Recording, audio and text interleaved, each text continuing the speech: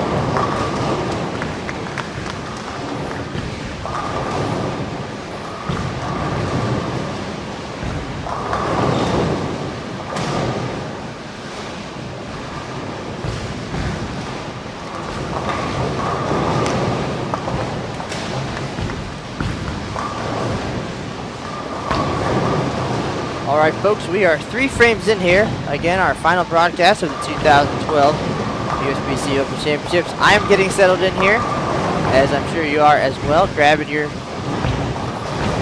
lunch and sitting back watching some bowling here from Baton Rouge. And once again, this is Matt Canizaro, Media Relations Manager here at the Open Championships.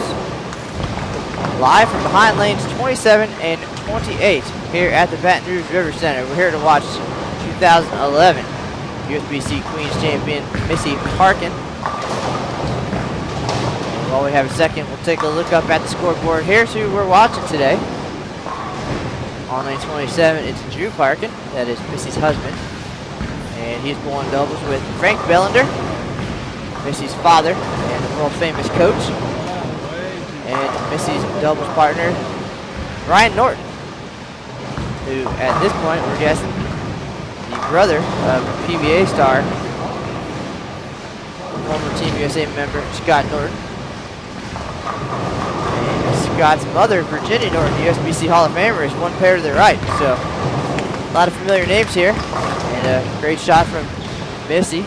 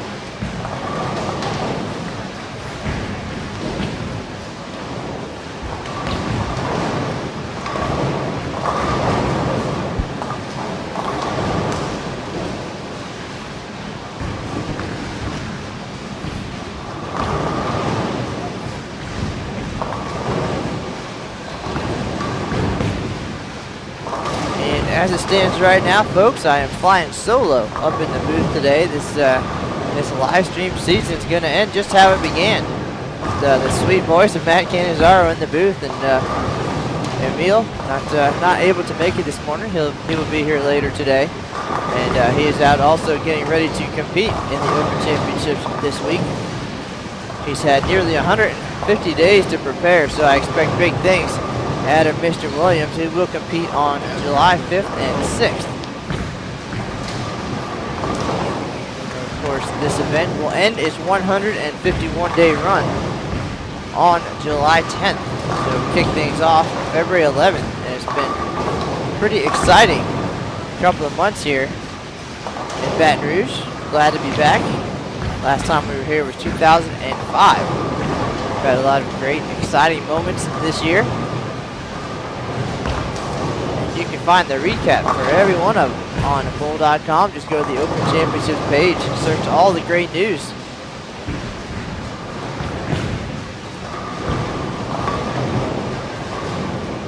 In a little more than a week, we will crown this year's champions. There's still a lot of great bowlers to come through. So if I was on top of the leaderboard right now, I would not get too comfortable. You never know what could happen. We've seen it all here at the Open Championships. Back in 2006, we saw Wendy McPherson, the USBC Hall of Famer, take the singles lead on the second to last day of the tournament. She won by 1 pin. Maybe Missy can find some of that magic here today in Baton Rouge.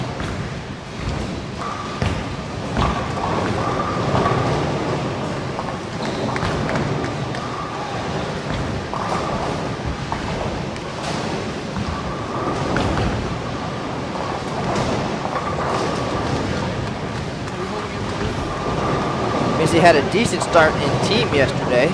She shot 603, 201, 183, 219, but the team struggled, shot 25, 45. But she's all smiles there. Her first double here in doubles.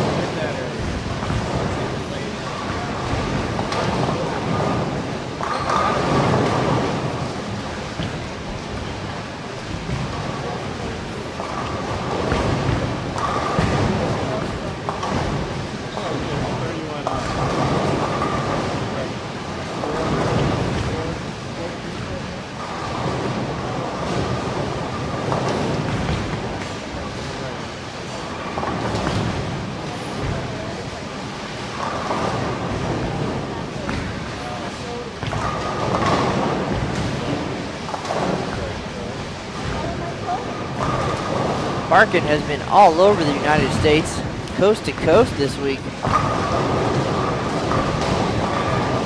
Coming right here from Reno, Nevada, National Bowling Stadium, where she competed in the bowling's U.S. Women's Open and the USBC Women's Championships. And here comes Emil. I knew he'd be here, folks. I knew he wouldn't let me down on the very last day of live streaming for 2012.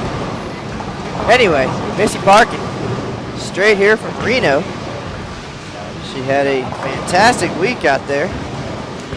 Finished second at the U.S. Open to Kelly Kulick, who won the event for the third time. That was a spoiler alert, by the way, because that actually does not air until tonight. I apologize for that. It will be on 8 p.m. Eastern on ESPN2, so pretend that you didn't hear that.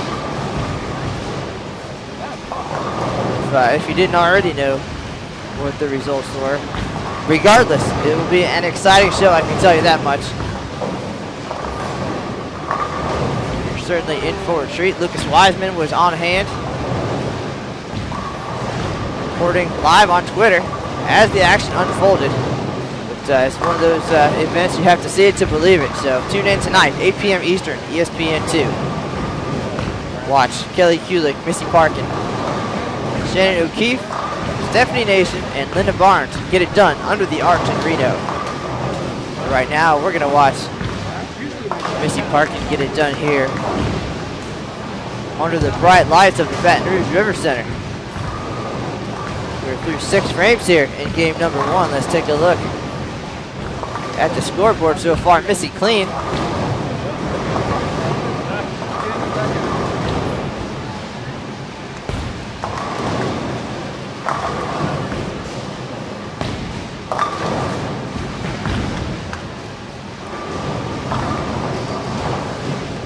Brian Norton struggling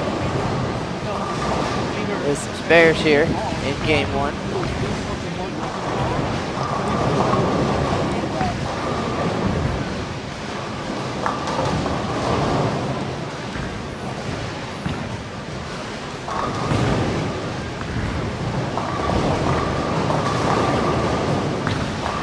And here's Emil.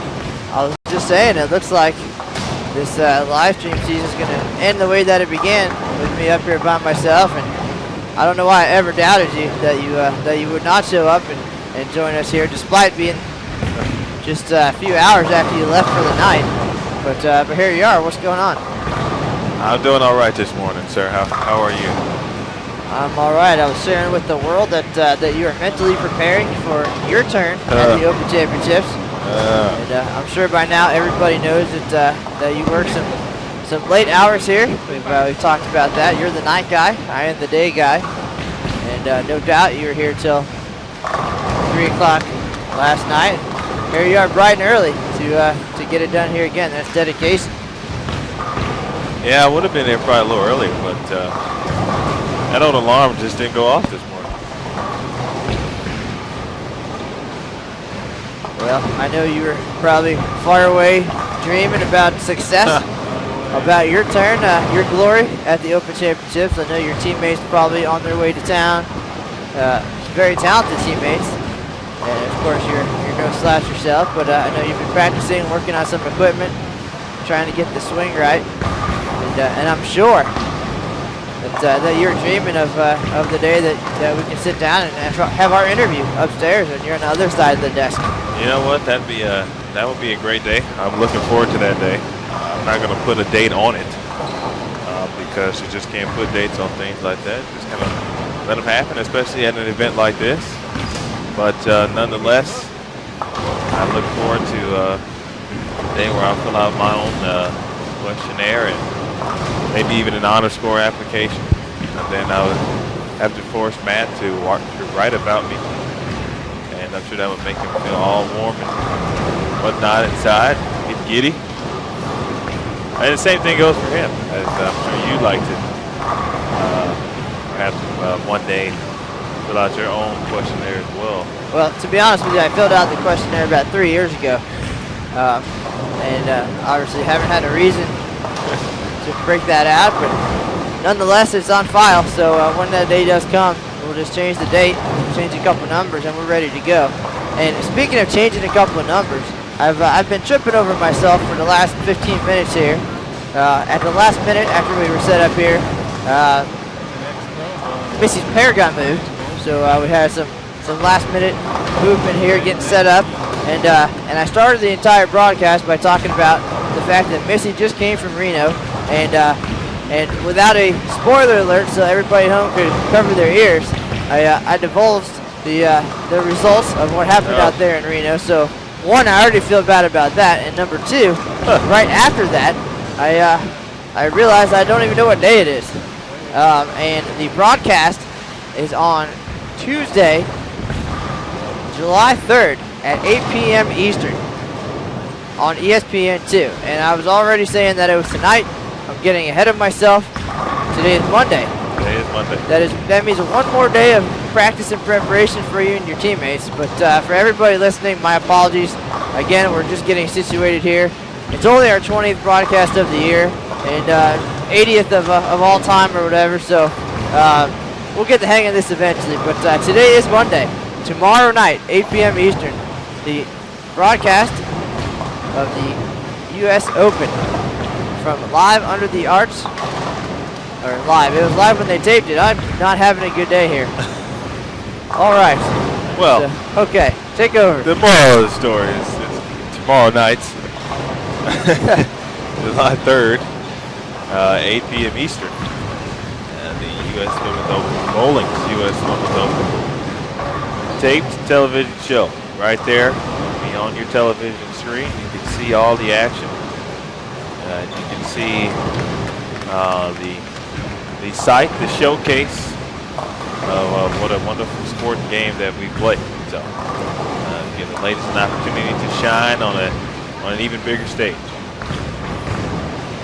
All right. What is tomorrow? Tomorrow night, Tuesday, July 3rd, 8 p.m. Eastern, ESPN2. Check that out. Bowling's U.S. Women's Open. Kelly Kulik, Missy Parkin, Shannon O'Keefe, Stephanie Nason, and Linda Barnes. Very exciting. So now we'll turn our attention back to the Open Championships here in Baton Rouge. And it's been an exciting week. A lot of familiar, famous names walking through the doors here. You know, a lot of people come in and say, "Are you guys excited?" It's almost over. It's winding down. You're in the home stretch. You know, call it what you want. But even though we're 140 days in, almost 150, it's still opening day for all the people. Bowling team event today, 2:30 and 8:30. And so they haven't been here since February, so they don't feel quite the same. And for us, you know, seeing who's coming in, certainly can't relax one bit. Just yesterday we had some very talented Ebonite HQ bowlers. Doug Manhart, former collegiate standout at Central Missouri State University. Brian Goebel, PBA champion, is actually bowling singles right now on the other side of the house here. Ray Edwards finished second in all events last year. He had the front eight just one game ago. We had a front nine right in front of our TV pair here as we were getting ready for this double squad to come out.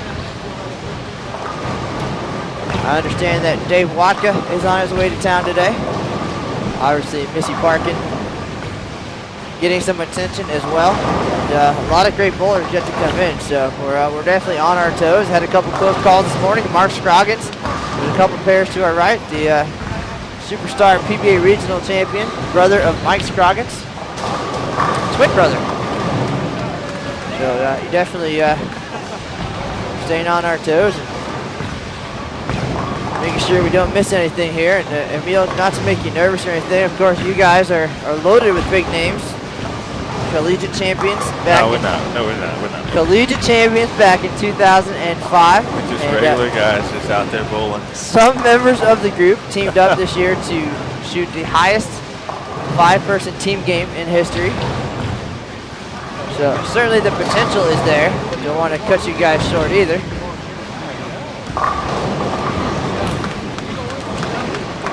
A couple of those guys, actually, supposed to have two. One was unable to make it at the last second. so, but one of those gentlemen, one team member, I should say, well, with me, maybe I'll ask him about that since I haven't talked to him really since that time.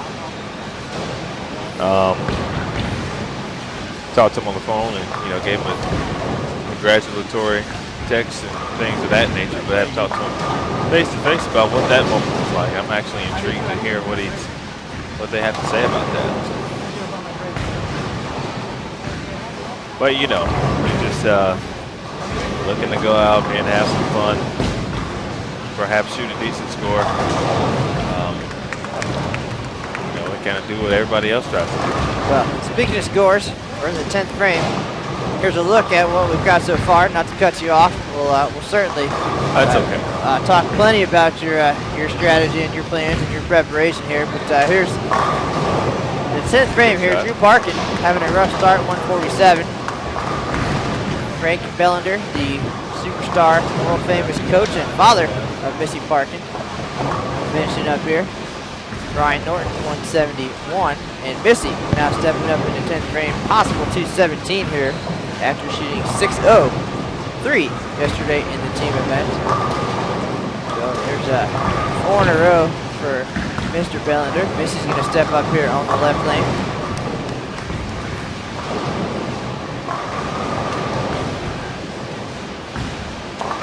Emil, I know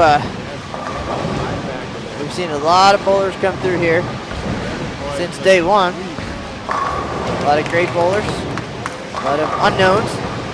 We've seen some really good scorers, and we've seen some people make the lanes look pretty challenging. What's the feeling or the ideas in your head right now after being here for so long and waiting till nearly the end to step up? Actually, it's been a different feeling just because I did wait to the end. You know, had an original date set, was unable to really get it done. Had some conflict issues and things like that, so I had to push it back. But you know, you bowl or you wait to the end, and you think that perhaps, just perhaps, you know, there would be, you know, a lot of great bowlers still come to bowl at the end, but that's not the case. I think some of them might even be landed on our squad, but I mean, after watching for so long, you know, and really thinking about things probably a couple of months ago, and thinking hard and long and whatnot. Now it's just kind of like, you know what, just gonna go out there. You've seen it, although it's totally different than being out there. You take what the lanes give you, go with what you see, and kind of go after it from there and hope to come out on top.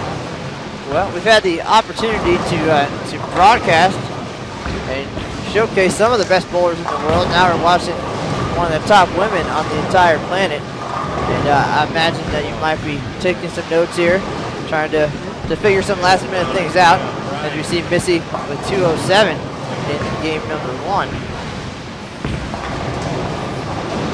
Missy just goes out and gets it done. You know, she's a very, very consistent player and always has been. I didn't see her when she was in college, but I heard some stories, and she was quite good for Cal State Fullerton. In fact, I believe she was the first teamer during her duration there, and I'm pretty sure she was bowler of the year, but I want to say she was bowler of the year or the collegiate bowler. There was no distinction, male or female, but she probably was the female bowler of the year, and she probably should have been the male bowler of the year. Well, she did bowl on the men's team. Still was able to get it done and stand out. She's pretty much found success at every level of the game. Junior to college, former Team USA member. Got some international gold medals. This is her 9th appearance at the Open Championships. She bowled back in 2001 and did not return until 2005, but she's been a regular ever since. A lot of great scores. She shot 1890 last year in Reno. 206 career average. Well on her way to maintaining that here.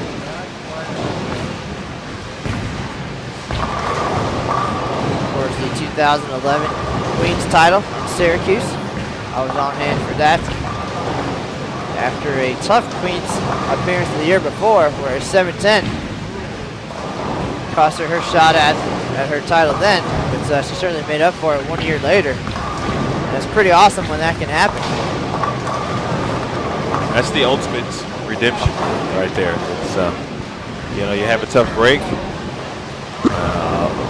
1 year, able to refocus, come back, and claim that victory that was within reach the year before. A lot of times you don't get that opportunity to come back the next year so soon, so quick, to have a chance to avenge a loss like that. So opportunities like that don't come very often, very rare, and she took full advantage and got it done last year, and then found herself again with an opportunity to win at the Women's Open this year. So I'm not sure if again, it's one of those things to where a bowler may be well known where they're from, or at least in that general area, but you know, I'd have to imagine when Missy was done with school, I'm sure people realized and understood who she was, and she'd be making some noise fairly soon.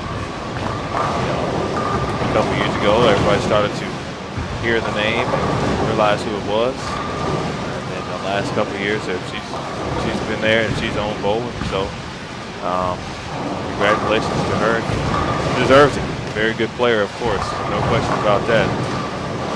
She almost leads the 7-10, but gets the 10 out. Well, no matter what, she smiles about it. Missy always very happy person. Awesome to talk to. And I think no matter what happens today at the Open Championships, on a 39-foot sport certified oil pattern, she's among friends and family. I would imagine the tail end of a very exciting couple of weeks of bowling.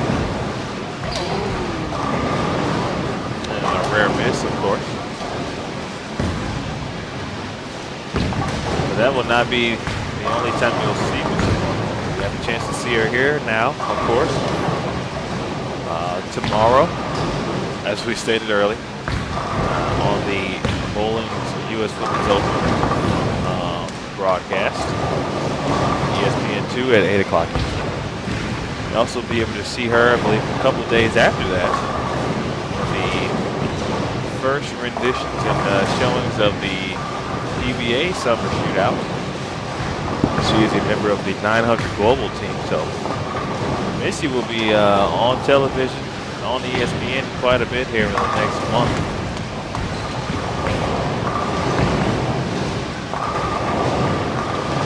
I'm not sure about this year, but I know she is one, if not the only female competitor on the Summer Shootout this year. I'm not 100% sure. I believe Carolyn was also involved again.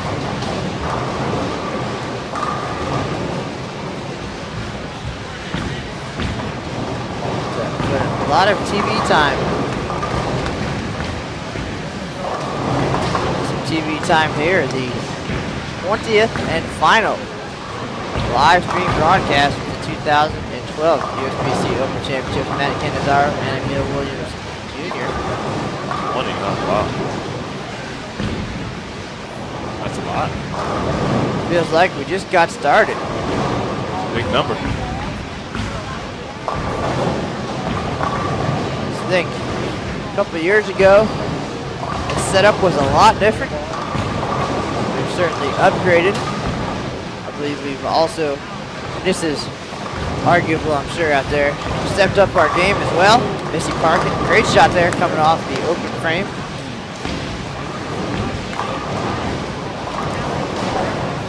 Live streaming, the big thing in bowling now. Lucas Wiseman, our globe-trotting associate, brings you the action from all over the world. We're glad to be here at the Open Championships to share some of our highlights as well. If you didn't miss any of those, from this year, you can check them out in the archives on our YouTube channel, youtube.com/BowlTV. Our stuff and much more. All kinds of great live streaming broadcasts, awesome videos from Matt Lawson. Check that out if you just want to see the news. Check the leaderboards. Find all that and more on bowl.com. Open Championships has its own page. Women's Championships has its page as well. In just a few days, we'll be writing our final story from Baton Rouge, where we're going to crown this year's champions. Had some exciting moments here. Matt McNeil continued to blister the lanes here at the tournament. Became the first bowler in history with 3 800s on the championship lanes. His came in 3 consecutive years. This year's was a big one. 847 in doubles held him and Charles Vashaw into the doubles lead with 1489 and catapulted Mr. McNeil, despite a rough singles go, to the all events lead with 2202. And that is his 3rd consecutive year over 2200 here. I'm sure even though he's won before, he is certainly not relaxed until the last ball is thrown. But Mr. McNeil made history here and could add 2 more eagles to his mantle. That is just a few days away. Could be 3 and 2 years, or 3 years for that young man. And a 3rd place finish in all events last year, so yeah, he was very close. He was just a couple of shots actually away from potentially 3 in a row. Nobody's ever won back-to-back all events titles. He certainly made a name for himself here. And another group looking to make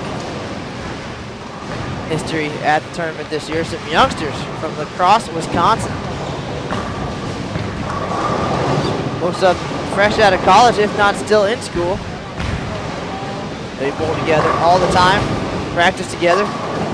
They came out here on March 5th and took the lead in the team event. March 5th, shot 34.01. As one of the first teams to come out here and bowl this year, and so many great teams have come out here taking a shot at that number, and obviously everybody has fallen short. So those guys come from a big bowling place, Wisconsin, and potential 10 first-time winners there. So they've been on every team broadcast and constantly on the leaderboards, I'm sure. Getting to wait it out for the very first time. That is big number 34.01. Our singles leader, also from Wisconsin, Henry Cheese III, rolled the first of 2 800s. 800 on the nose. He actually needed 289 his last game of singles for 800, and he got it. Spare, 10 in a row. That's all she wrote. He's been on top for quite a while as well. It's 800 even. See if he can hold on. And our team all events leaders, S&B Pro Shop. I believe 4 of them, maybe 3, already have eagles. And the one gentleman who led the way, Nick Wissinger, started things off with a 169 game. And he's the one who has been close before, but just hasn't got it done. And he ended up shooting 21 plus for all events with a 169 start and led the way for S&B Pro Shop, 99.54 on top of team all events. That too, a huge number, but again, a lot of great bowlers, including Emil Williams Jr.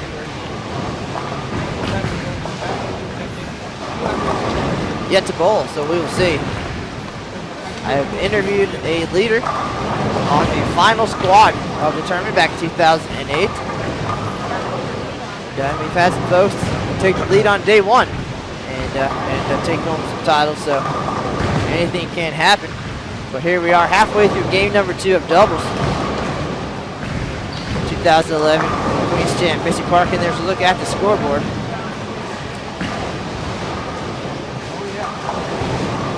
Her husband, Drew Parkin, and her father, Frank Bellender. The other two on this pair, Ryan Norton, her doubles partner. Yet to strike here, or I'm sorry, he struck in the 5th frame. He was looking for a double there, leaves the 6-10. Missy missed a 7-pin in the 2nd frame, very unlike her.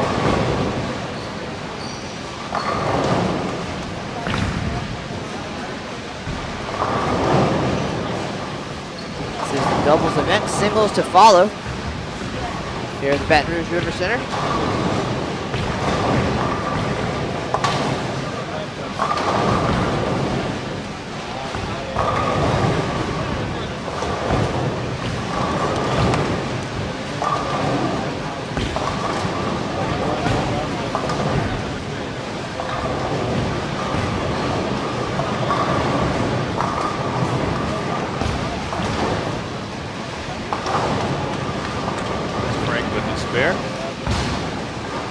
He is clean through 6 frames. There's Missy up on the right lane, lane 28.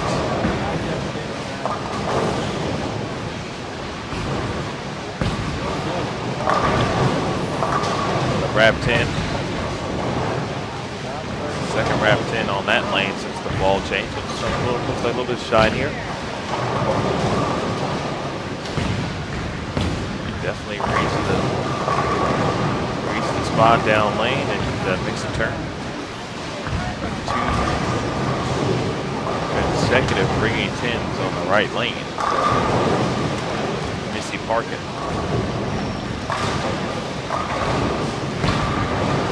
Spares it up, no problem.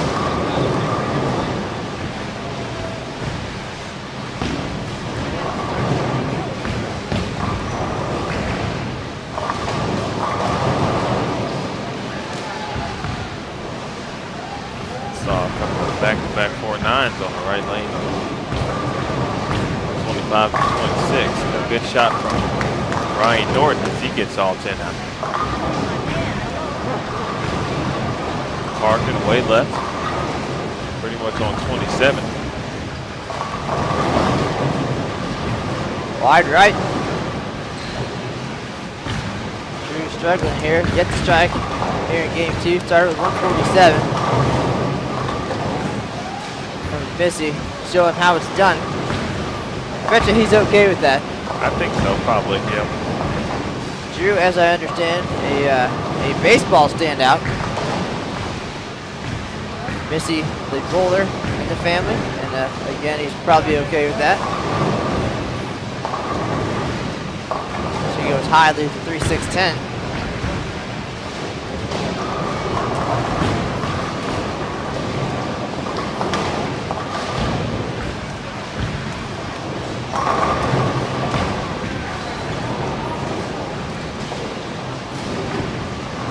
That'll be a lot of gratification to see your daughter, as if you're Frank Bellender, the success that she's had and the things that she's achieved throughout the years, making you a proud father first and foremost. And he had a hand in her development. To be able to witness that and help her along the path has to be gratifying, of course, for him. Don't forget their close family friend, USBC Hall of Famer Virginia Norton, one pair to the right. Her son, Scott Norton, a spectacular left-hander out there with a national title in the PBA Tour already. He's a practicing lawyer, professional bowler. I'd say these two parents have done very well.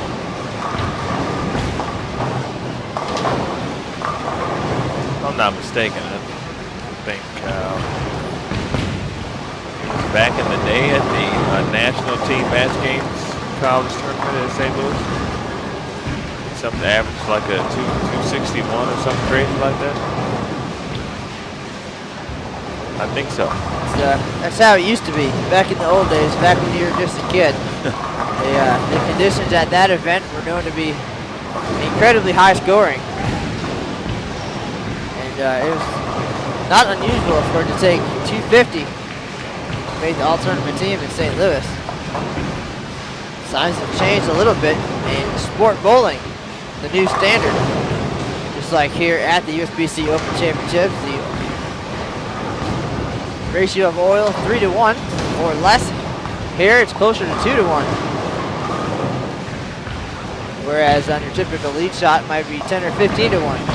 So a premium on shot making and spare shooting here at the Open Championships. If you're going to find success on the big stage, you certainly have to step up and earn it.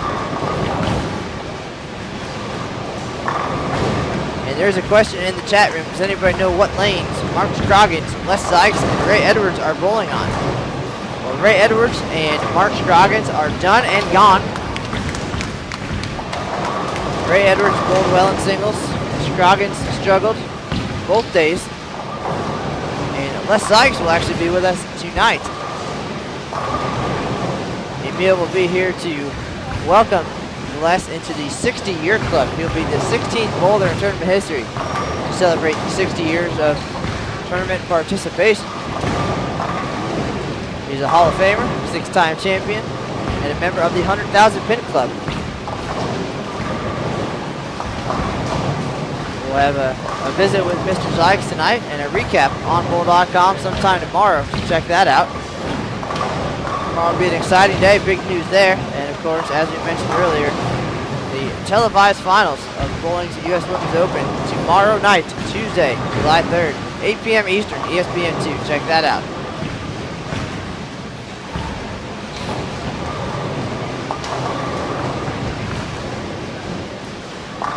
We've had 3 consecutive 10 pins for Missy on the right lane.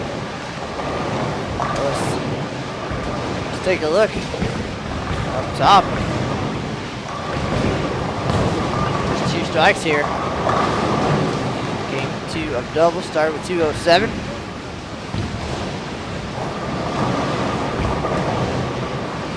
Really kind of tough to make any kind of big move here. Missy on this on the right lane. Clearly where you want to be. Carry is an issue, however. Maybe a simple 1-and-1. Might get the job done. We spoke earlier, just a second ago, about these sport bowling conditions and a premium on shot making and spare shooting. And just as I start to say that, I jinxed Virginia Norton, the Hall of Famer. She comes from a little different era, and she had started this game with 9 consecutive spares. And of course, as I said that, she missed the bucket for an open in the 10th frame, so disregard where I was headed with that.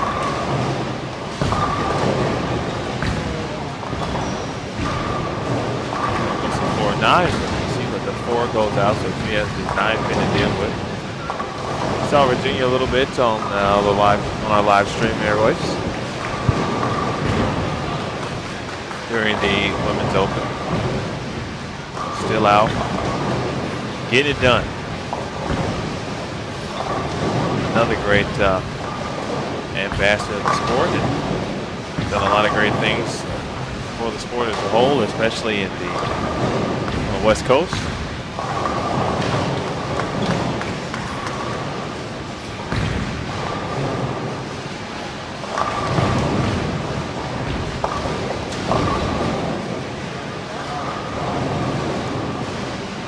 I am not well versed in my California geography, but I'm trying to think where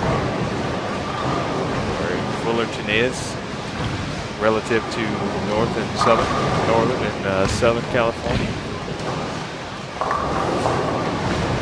also known as NorCal and SoCal. If you are not familiar with the terms, and I only know that because I went to school with some SoCal bowlers.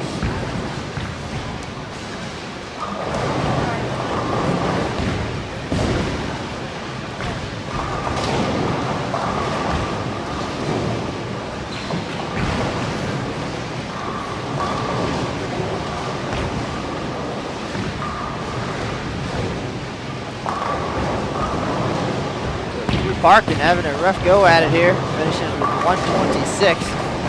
I've been there, Drew. Great shot from Brian Norton, though, for a double.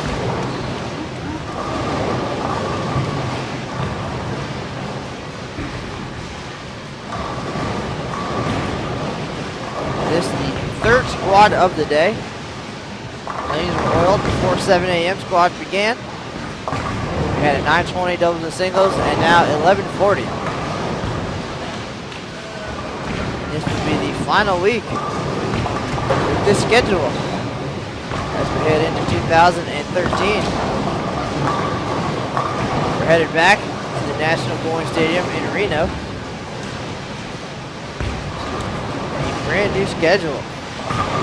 Team events will be at 3 p.m. and 7 p.m. back to back. And we'll go from 5 doubles and single squads down to 3. 7 a.m., 11 a.m., and 10:30 p.m. And the reason for that, Emil? We are going to 6 on a pair instead of 4. 6 bowlers on 1 pair of lanes for doubles and singles, and we will not flip lanes. We will all 6 games on the same pair, doubles and singles.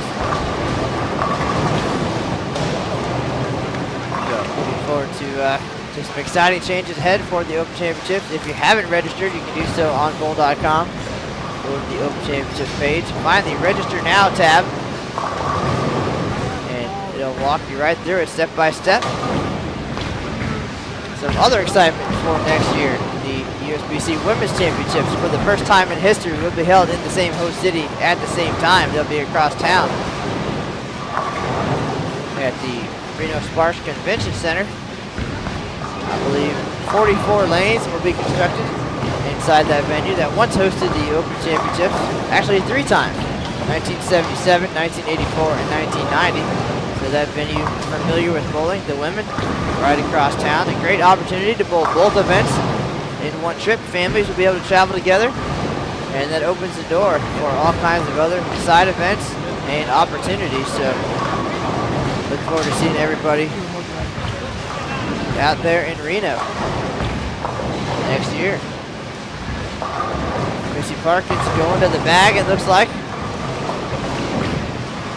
Take a look at the scoreboard as she decides what to throw on her field ball here. A 2-strike, 180 game, it looks like.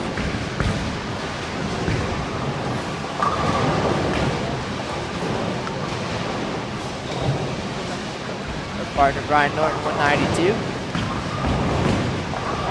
She ended up not grabbing anything new, picked one up off the rack. Here she goes for her final shot of game 2.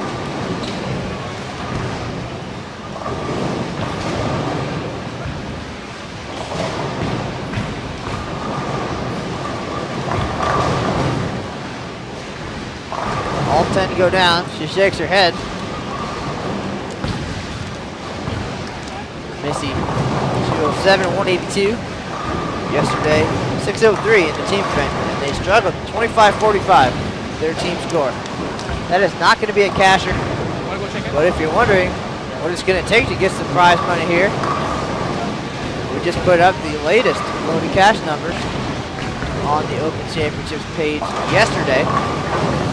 Go to the tournament page, find the scores information box. You can find the loaded cash scores, estimated prize funds, and all of the current standings for the year-long bracket products. So check that out, as well as standings from the premier side event in town, the Storm Bowlers Journal Championships, presented by USBC, being held at Metro Bowl.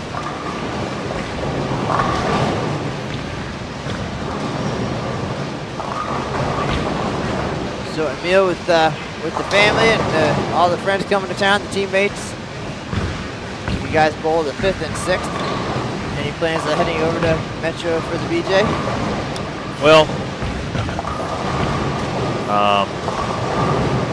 some of my guys, our guys kind of, I won't say we're the best planners around, but if there is indeed time, and I'm not sure when these gentlemen will be leaving Baton Rouge to head back home. Although some of them are driving, so that probably make it a little easier to get around and maybe stay a couple hours to go hit up some side events. But if I had to guess, I'd probably say Saturday, possibly, or perhaps early Friday. Early Friday might be a good time. It's the 9 spare for Missy Parkin, but like I said, I do need to get over there because I have yet to compete. So I'm going to get over and test my skill level there. Perhaps both will be successful. If not, kind of smile and move on to the next one.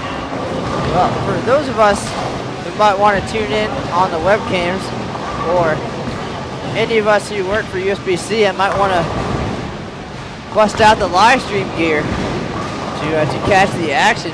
What squat times do you guys have on the 5th and 6th? Bowling at 11:30 on the 5th for my team event. Funny guy. Thinks I don't know the schedule here. 8:30, 5:30. 8:30, 5:30. That's prime time. And I did hear a rumor, and it's probably just that Terry Bigham is thinking about heading this way to check out the Open Championships for the very first time. And if that's in fact the case, there's a good possibility that we might share the experience with the world. No, sir. Now, had we done that for you, it would have been justifiable.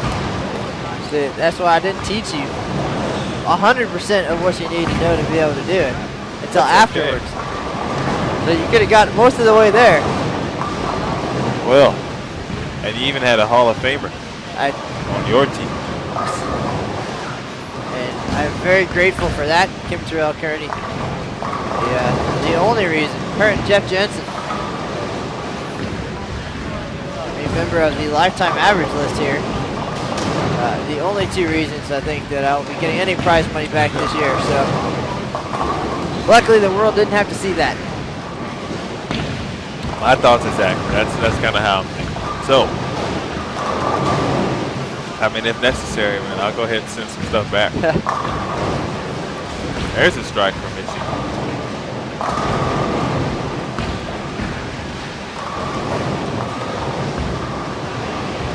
Virginia finally got a strike over there on 29 and 30. She's been in the pocket. In fact, she went 8-pin strike,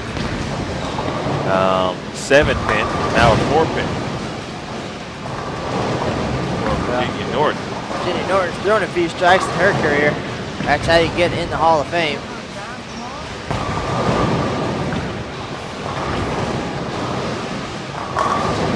Great shot there from Brian Norton. 2 for 2 on the right lane. Got to figure something out on the left. And we'll see if Missy can step up. There were double here. She shot 207, 182. To go along with 603 yesterday. So she is hanging in there.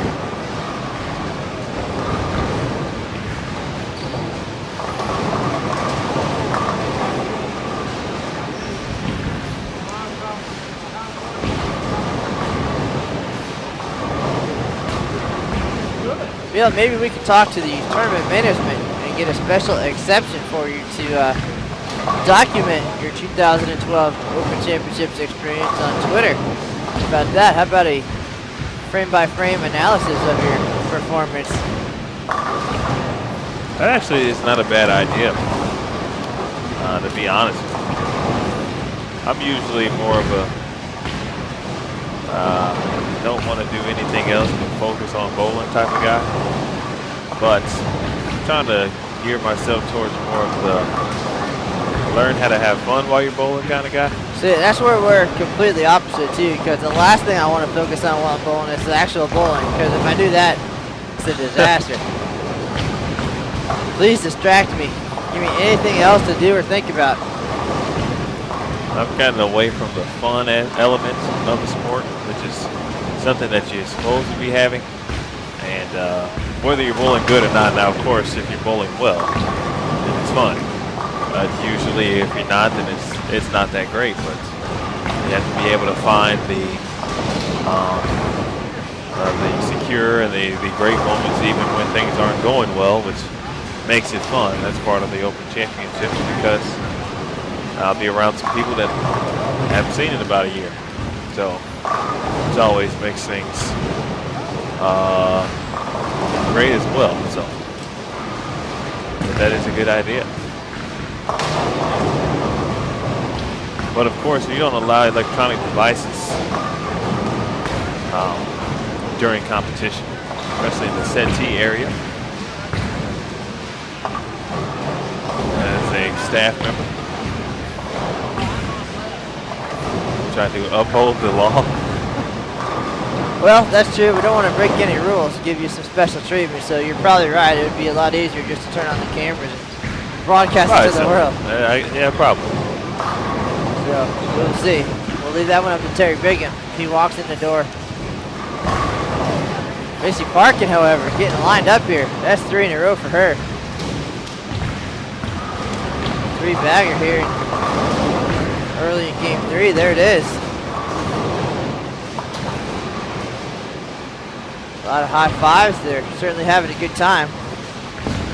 I imagine the pressure she's feeling at this point, a little bit less than perhaps what she felt, as you will see on the TV show tomorrow night, bowling for the crown at Bowling's US Women's Open.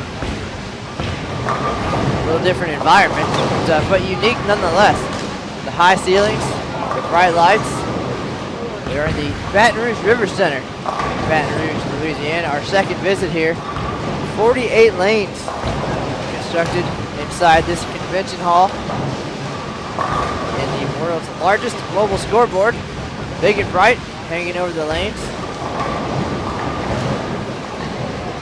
And a championship feel, as the champion banners also hanging from the rafters. The hardwood of the banners feels like the American Airlines Arena. Winning a title here, a big deal, of course. 4-bagger, it's a pretty big deal too. Seems to have the right ball in hand. Struggled with carry for most of the game. In game number 2, there's a good shot from Frank. Frank throwing a nuts pearl. 10-pin left. A lot of ringing 10s and a lot of ringing 10s. My 140 days here. I know Drew is struggling a little bit, but he's also been favoring his left leg. Showing some discomfort during the second game a little bit. Talking with Missy and Frank about it. Looks like when he goes to get into his slide, he might be feeling some discomfort. So that could be part of his struggles today.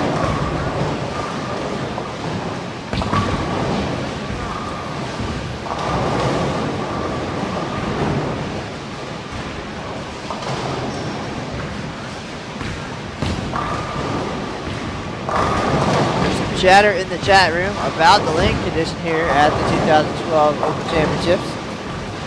And if you'd like some more details, you can visit the tournament page on bowl.com. And there's a lane conditions information box that will have an explanation and a graph for you to take a look at.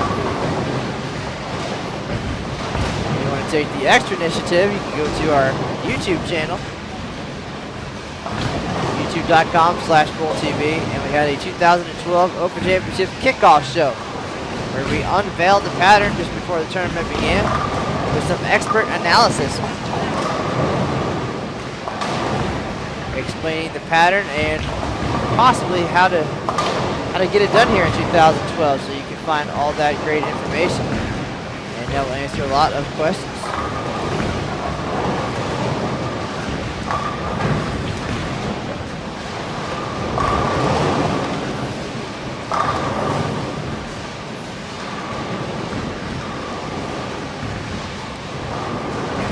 Parkin stepping up on lane 27 here at the River Center, looking for 5 in a row.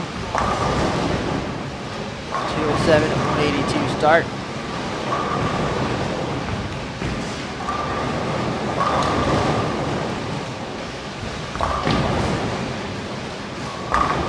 Oh, get out of there, Tim.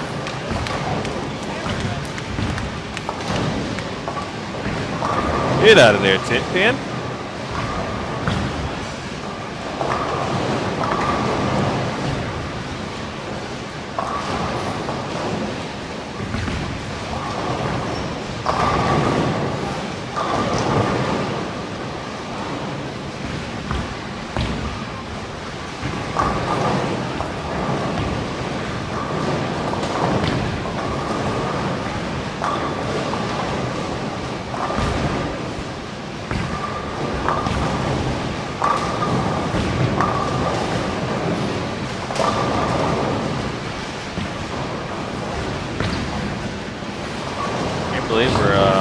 About done here. Oh, how about that? That's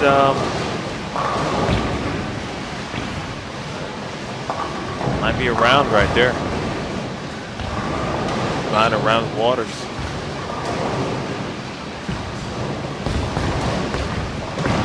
Round of water for everybody. Mr. Norton looks a little surprised. There goes Matt that he knows more people. Shocker. Well, sir, I've been here a while. I believe I actually counted and push ball. The flat dime. I believe by the end of this tournament, I will have been here for more than 1,100 days of my life and seen more than 111,000 bowlers walk through the doors. What's that last number? 111,000. Obviously, many of them are the same year after year, but total number 111,000 plus in 8 years here. It's a great event. 151 days this year, February 11th to July 10th. Nearly 12,000 teams making their way to the Pelican State. So a lot of familiar faces. These two gentlemen, however, are from back in my own bowling days. Talented left-hander John Donovan and Mike Roberts, who is a familiar face back in the World Team Challenge days in South Florida. Just add those two names to the list of possible threats to the leaderboard here. I'm actually pretty excited that there are still a lot of great bowlers to come through. And that's just speaking of bowlers that we may know of, not including those who will come in and still attempt to make a name for themselves here at the tournament. But as you wrote in your blog, that clearly always keeps us on our toes, that will continue to do that. You named some names earlier. Again, the early start things and begin to make a notable bowler list. You don't see some of those names because they're just not in the system yet. In fact, a lot of people during that time still get their team together, kind of, sort of, so to speak, a little bit. There may be some conflicts of dates and things of that nature. And so when July rolls around, you start to see some names that you didn't see. Just the other day, I don't know if it's the George Lambert, but I saw George Lambert's name on the showcase lane schedule. Gee, live, no doubt. That might be GL4. Perhaps they'll bring GL5. How about that? Great shot from Missy. Take a look at the scoreboard. We're through 8 frames here in Game 3. And of course, as we learned last year, obviously we can't put all our attention on the names that we've seen, that we know, because you never know when the next Matt Wegan is going to walk through the door. Matt Wegan, a quiet, reserved gentleman from Muscatine, Iowa.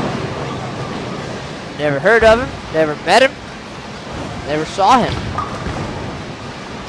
then I get a phone call last year. Voicemail. Hey, Bill, what did that voicemail say? I probably said something like, Matt, yeah, guy just shot back-to-back 800s. Of course, I didn't believe you because that's never happened in 100. Well, now at that time it was 108 years of tournament competition. So the first thing, I didn't believe you. There might have even been 2 voicemails. The first one might have said he just had an 800, 806 in doubles by Matt Wagon. Got some video and this, that, and the other. And then the next one said Matt Wagon just shot 826. Yeah, he just went back-to-back 800s. First bowler ever back-to-back 800s. At the time, only the third bowler with 2. And I believe when you left that voicemail, I was on my way to Syracuse to see Missy Parkin win the USBC Queens. Isn't that something? Funny how that works out like that. And again, the whole, however many degrees of separation, Matt Wagon bowled his team event right before Matt McNeil went out there and made history with a live stream 300 and 822 800s in back-to-back years to become the second bowler with 2 800s. And then the very next day, another Matt, Mr. Wagon, now has his name scattered throughout the record books just like that. So are we going to see another Matt Wagon here in 2012? Who knows? Yeah.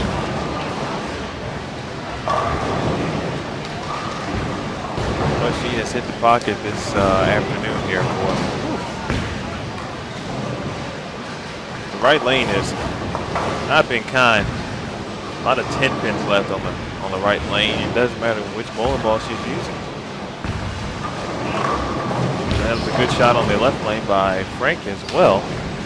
Unfortunately misses the dime, but Frank is into that 5th arrow and having some success there.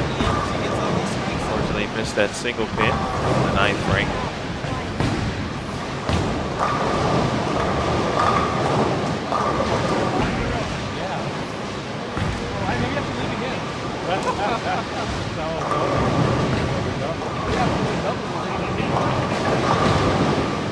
Missy's target line seems to be right over 5th arrow, which would be 425 if you're right-handed to shoot 10 pins. Wait, there's more than 2 arrows?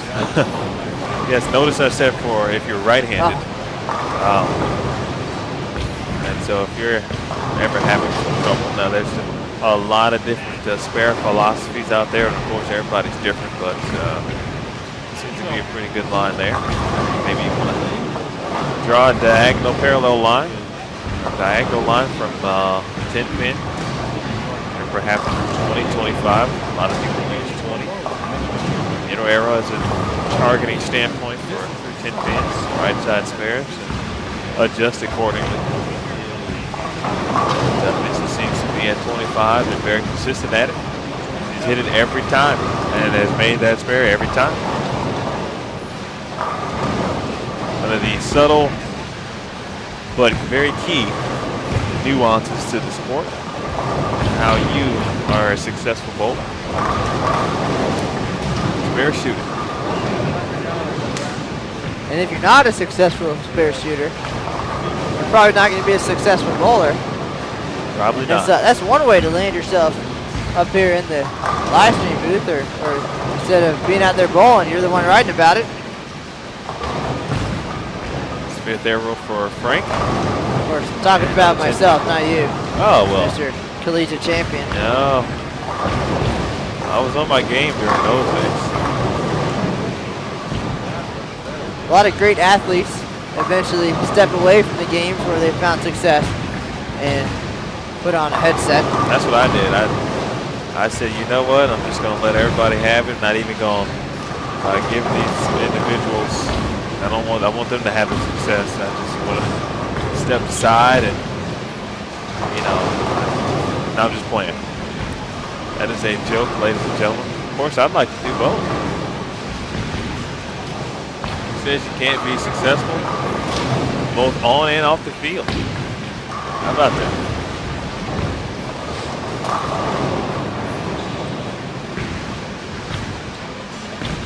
What show it was. Had to hook a little bit and carry. Flat dime there from Missy. Great game, however. Spare here will give her, well, she'll be in the 230s, excuse me, on the strike. Give her 238. But this is Norm Duke, Chris Barnes, early on in the, or not early on, but maybe early in the decade, early in the 2000s. One of those two gentlemen did make the TV show. They would come on and sit in and provide some commentary, making a three-man booth, that kind of deal. That's what Matt's done. Don't let him fool you, folks. You know, this guy talks about me so much. But, I mean, he's left-handed. That's really all you need to know.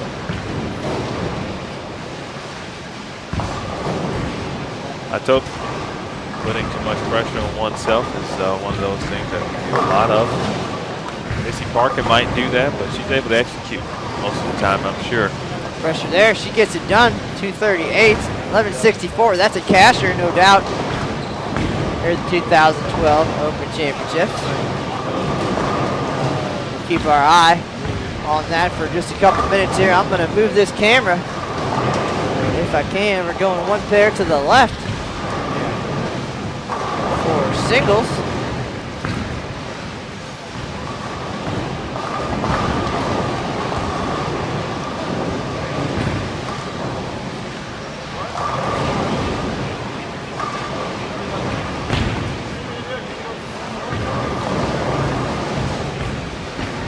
.207, 182, 238, 637 for Missy Parkin. Struggling.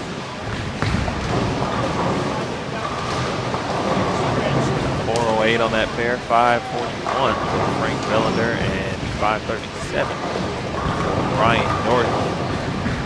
And just a couple more balls. They will be moving to the left, 25 and 26. So far, 603, 637 for Missy. And if you're just going to, that's what you're looking at on your screen, the scoreboard shot. 27 and 28. And 2011 USBC Queens champion, Missy Parkin. Bill Williams Jr., Matt Canizaro here with you. Final live stream broadcast of the 2012 USBC Open Championships. It has been wonderful to say the least. Can't believe this is the 20th broadcast. I believe I have been on hand for, I believe, 17 of those. We've had a lot of great moments, of course, and if you're interested in what those moments were, feel free to hop on youtube.com/BowlTV. There's several great moments, several great broadcasts, all archived on youtube.com/BowlTV. So not only live streams and videos from the Open Championships, but of course other events as well, other live stream events, other archives, other interviews and videos from Matt Lawson, Louise Wiseman. A lot of content and material to sift through. Again, that is youtube.com/BowlTV. Today, July 2nd, Monday, the end day for our tournament. Tuesday, July 10th is the final day. 151 days will be complete. I'm sure most have come and gone now. They've had their experiences shared with others, shared with friends about what it was like to combat the tough lane condition this year at the Open Championship, get 39 feet. It's been no short of a struggle sure anybody will be able to tell you that. As we are set for bowling now.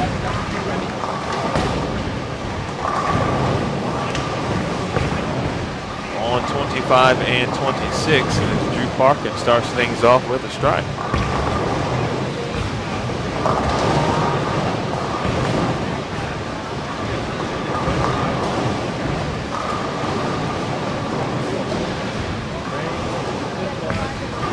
Husband and wife duo, Drew and Missy. This is singles competition. The scoreboard changes colors. So now every man for himself, if you will.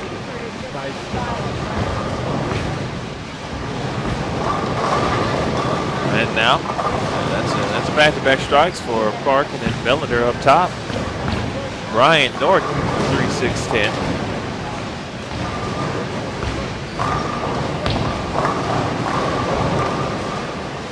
Saw a couple of names in the chat room. Awful shuffle. Not to be one person, if I'm not mistaken. It's Chris Uff. Spent a lot of time on the lanes competing against him and his teammates at Michigan State University. I believe now he is a head coach. I can't remember what school, but if I'm not mistaken, it's an upstart. And going to do some big things, of course. Upstart program, and we've seen a lot of those in the past couple of years within USBC Collegiate. Of course, USBC Collegiate bowling in general, kind of a stepping stone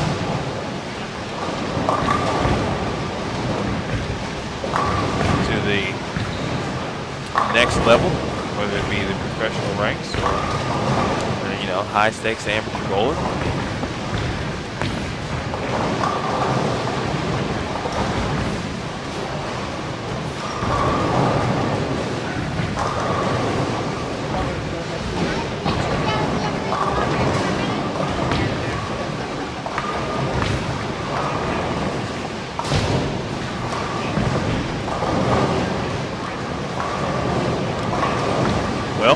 Like somebody wants to talk to Matt. Perhaps he's in trouble. We'll let you know what the verdict is. Thank you, sir. Clark University in Dubuque, Iowa. That is where the man at the helm, Chris Uffman, is trying to develop, create, and build himself a program there.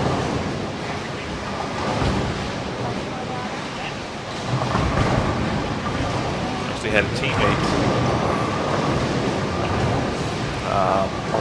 that is from, a couple people from that area.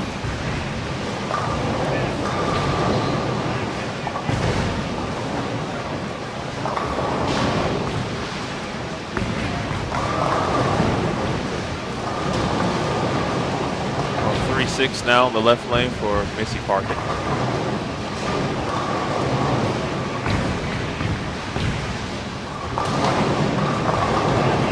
About the time where you start to mention some of your favorite moments. We usually do that a lot here, but now that we are near the end, we've had a lot of time here, of course. I personally have been here since January 24th. Made a couple of trips home. Some for some unfortunate reasons, others for some solid and very nice reasons. Of course, but January 24th seems like a long time from now. It was a long time ago, so. But of course, competition got underway February 11th. We've been here every day since then to bring you all the news and coverage, latest updates.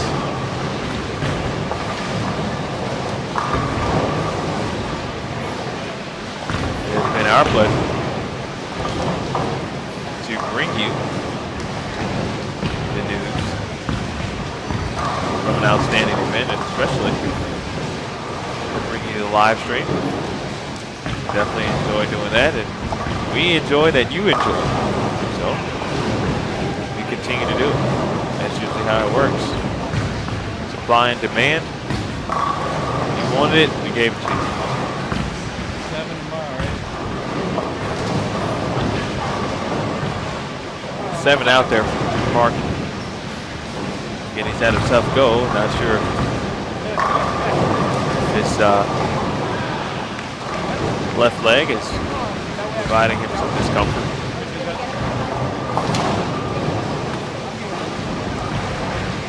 Last couple of shots for Frank have been fairly straight. Playing 6th arrow or 5th arrow.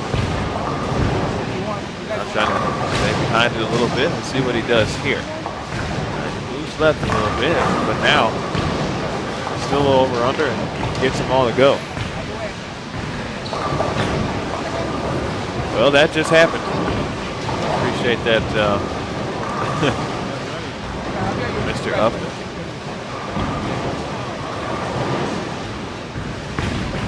So, Emil, I just got one of my favorite questions here at the tournament. Young lady said, "You're wearing a suit, so you must be a boss here." Like, well, while we do try to dress for success, I think I didn't wear one today. I'm not really the boss of anything. I'll wear one later, though. I was able to direct her in the right direction, of course.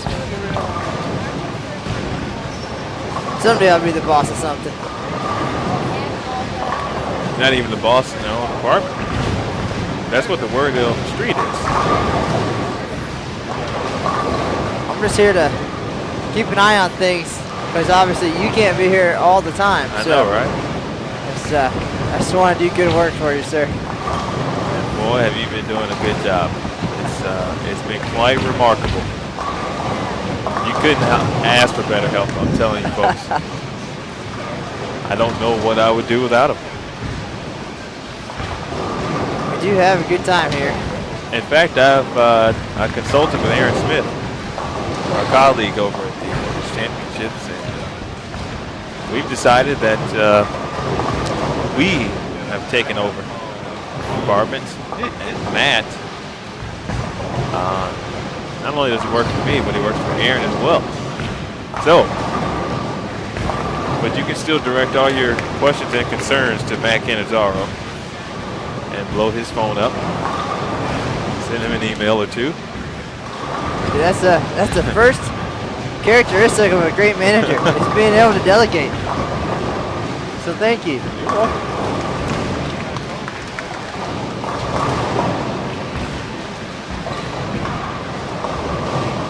There's Missy Parkin with a double. 3 strikes and 4 frames here. First game is singles. Now, Emil, a lot of people come upstairs and they stop by the office and they see the view that we have overlooking the lanes, and they do think that perhaps we are the bosses here at the Open Championships. We do have a great view. Our office overlooks the lanes. We can see the entire house. We're actually right above and behind lanes 25 and 6 or so. And, I mean, it really is a spectacular view of what we've accomplished here, or our staff has accomplished in building this incredible venue. And the first half of our sizable office doubles as the VIP lounge. And that, of course, is a pretty neat program that started this year, so we'll talk about that for just a minute. The inaugural year of the VIP program here at the Open Championships was a sellout. More than 250 bowlers took advantage of the opportunity to get a little bit of extra special treatment. Of course, all of our bowlers are VIPs and are treated to this one-of-a-kind event. But 250 of them took advantage of the chance to get a few extras. And as part of that VIP package, not only did they get to hang out in the front half of the Media Relations office, otherwise known as the VIP lounge, where there were snacks and beverages provided for VIPs and all comers alike. There's a spectacular coaching session with USBC Silver Coach Bill Hall on our showcase lanes upstairs here at the River Center. 4 lanes constructed in one of the main hallways here. Those lanes used for practice and coaching. Same surface, same oil machine, same environment. So a good practice opportunity. Those VIPs got a one-on-one coaching session with one of the best coaches in the world. VIP shirt. $25 off each way at Bowling Ball Express. Discounts on photos and videos. A complimentary locker. They can go in and out while they're here at the Open Championships. And the VIP program will continue in 2013, so check that out on bowl.com. It's certainly going to be even better. We learned a lot of good feedback this year, so we're going to enhance that program. So don't miss out, is what I'm saying here, is that we sold out at 250 this year. And, the interest was unbelievable for the first year of that program, so get in on that early. Check that out. Become a VIP. We'll also have some showcase lanes next year at the National Bowling Stadium. The opportunity for you and your teammates for a very reasonable price to get out there and practice on the tournament lane conditions before you step onto the main lanes at the stadium.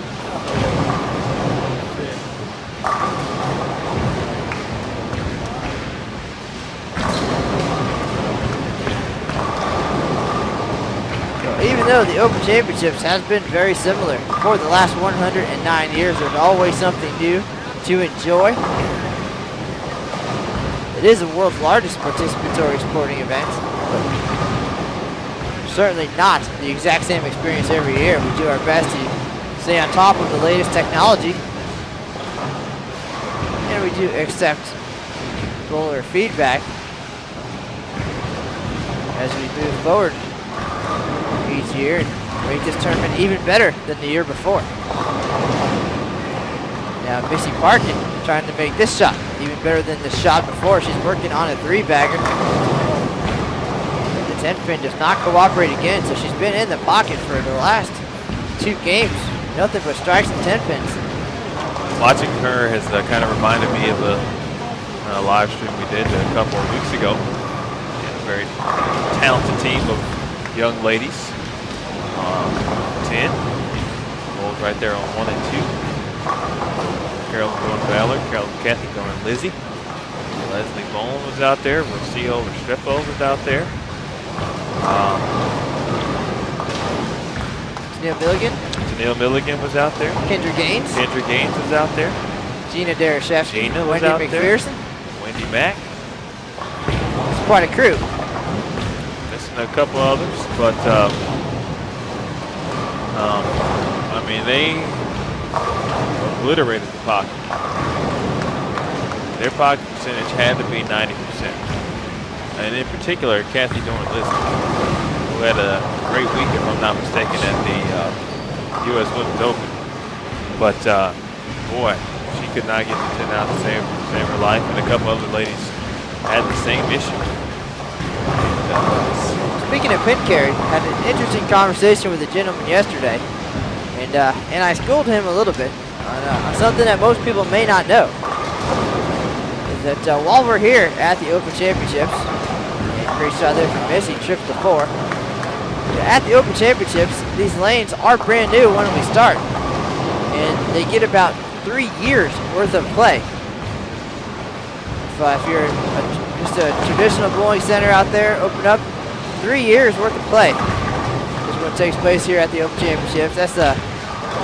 There's a whole lot of games, but the pins here at the tournament, they are switched out regularly.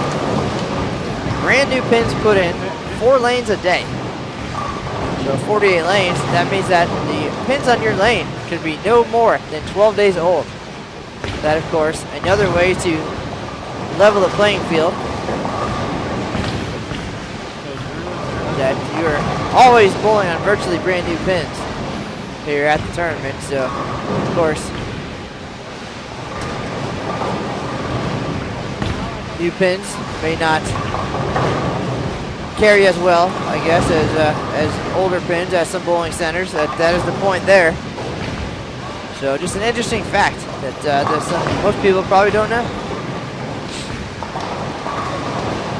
That's a great point. Great point. Actually, remember local newspaper. The Advocate actually did a story about the pin change and how it is. Actually had a tour back there and got some material from some of our mechanics back there. Sonny and Don. Well, let's take a look at the scoreboard here. We've been slacking in that department here. First game of singles. Missy Parkin been out strong, working on a strike.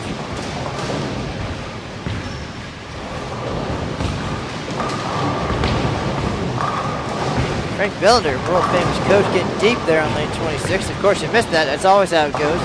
Great shot from him. Yeah, it's funny you say that because I talked earlier about Frank. He switched, made the move, of course, to pair to the left for singles. Did not start deep. In fact, he went end over end, changed his roll a little bit, go a little straighter. And Missy with back-to-back trip fours. She'll take that. Had a chance at 250 to max out here. Coming up on the 9th frame, however, still looking for a 3-bagger. But that shot, decided to go back to almost successful on the previous pair and knocks the ball down. Looks like he was in at about 6 arrow. And then there's a tough 5-7 left by Brian Norton. Parkin looks like he's throwing a classic ball now. He was way left in doubles. This, of course, the third shift, so depending on how you throw the ball, could be hooking an awful lot.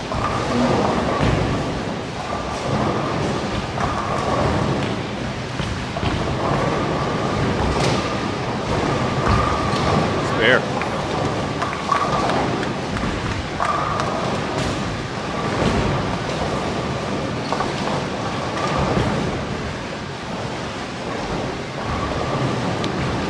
Exclusive live stream coverage from the 2012 USBC Open Championships. Missy Parkin, 2011 USBC Queens champion. The headliner, if you will, along with Brian Norton, Frank Bellender, Drew Parkin.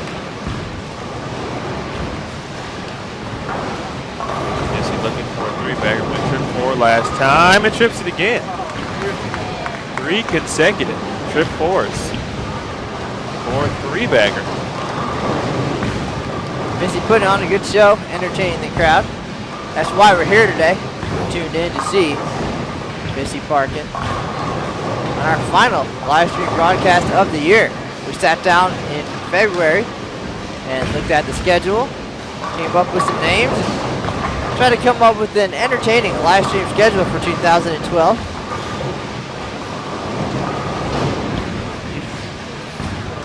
We showed our defending champions, of course, and tried to come up with some other folks that we thought would be entertaining.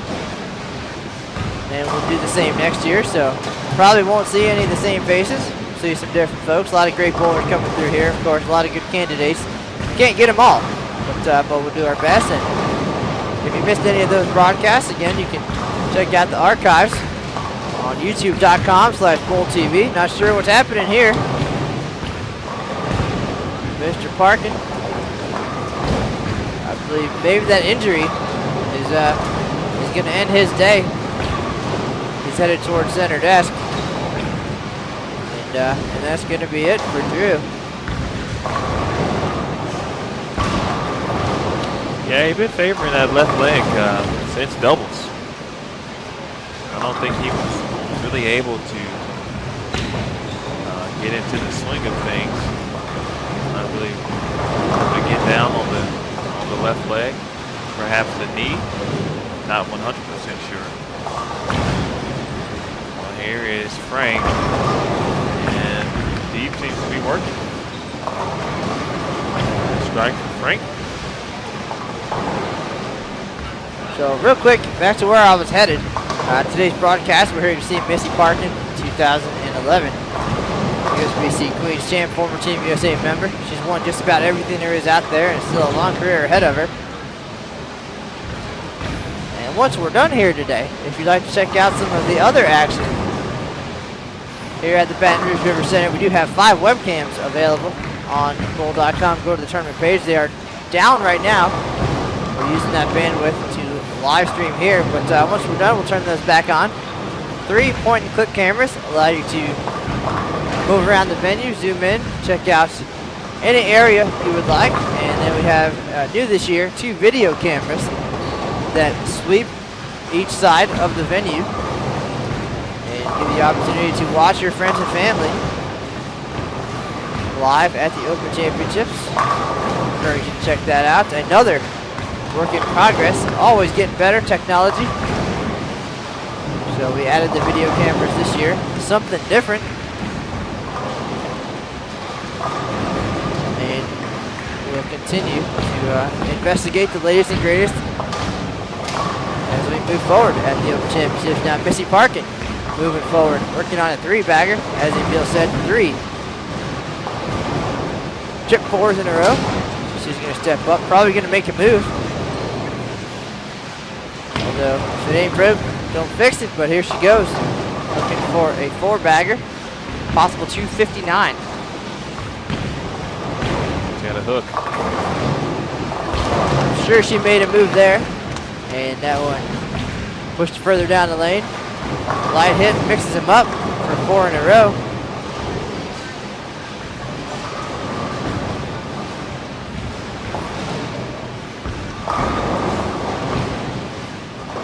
Missy's husband, Drew Parkin, is done for the day. He's going to sit out the rest of the day. Cheer on his wife, as he often does. We're not sure why. As Emil said, looked like he might have been favoring his leg. And that's not official, just speculation. Try not to speculate, of course, on the move, but he clearly made some reference to his left leg. The second game of doubles. There's a good shot from Parkin.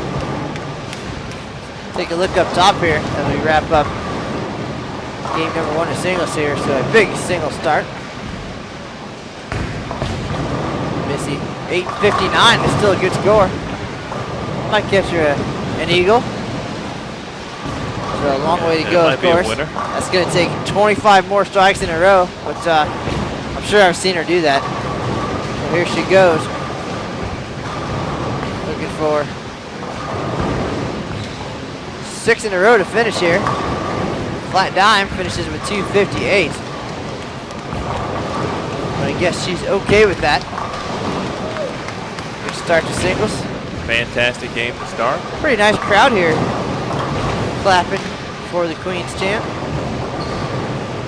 Probably some of the 230 folks as they get ready for their shot at it. Opening day for them.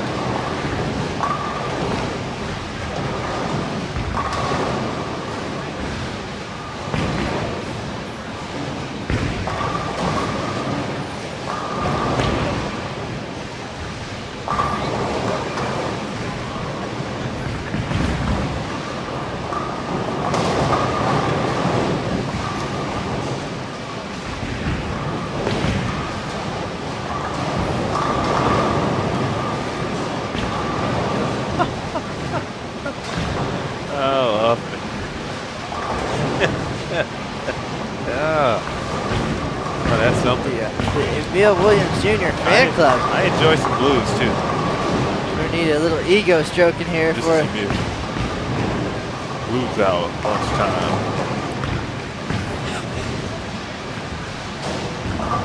This is Matt Canizaro and Keith Sweat here at the Whoa. That guy bigs. 2012 USBC Open Championship. What a name. It's been one of the fun things about this event, about live streaming, having a chance to conversate with Matt, sometimes about things other than bowling and things we drop in there. Most of the time non-expected. That's how we do it. But that's how we do it. Dynamite dropping. Dynamite drop in, Monty. That broadcasting school is paying off. For a meal. I did not go to broadcasting school. That is painfully obvious. Yeah, I'm glad you brought that. However, I did go to journalism school, and if Terry Bigham's still listening, he'd probably argue that fact too. Let me argue. I'll go ahead and chime in for my guy. When I first met this young man, he did not want to be on the mic at all. Not even close. Didn't want to do anything with it. And it's pretty safe to say that he has improved his skills in the short 3-year span of the live streaming here at the Open Championships. I appreciate that. Now, that doesn't mean that people want to listen to you still. Right. Well, I'll certainly admit that it's often hard to shut me up, and I attempt to be a storyteller of sorts. But certainly I believe I do have the perfect voice for the profession I chose of writing newspaper articles. But, however, the evolution of the world of journalism has led us here to the top row of the bleachers at the 2012 USBC Open Championships. New media, With the headset on. I like to call it.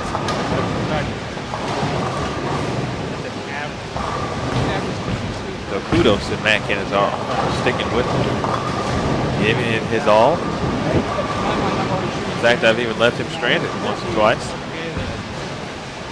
So he was forced. Flying solo. But we do appreciate everybody joining us. A couple hundred watching us today. Well, if they stick around, lunch hour bowling. we could see something happen here. This is looking pretty solid. 2:58 to start. Strike in the first frame here in game number 2. And our resident columnist here for the Advocate, the local newspaper here in Baton Rouge, Kid Lowe. A first-time participant of the Open Championships.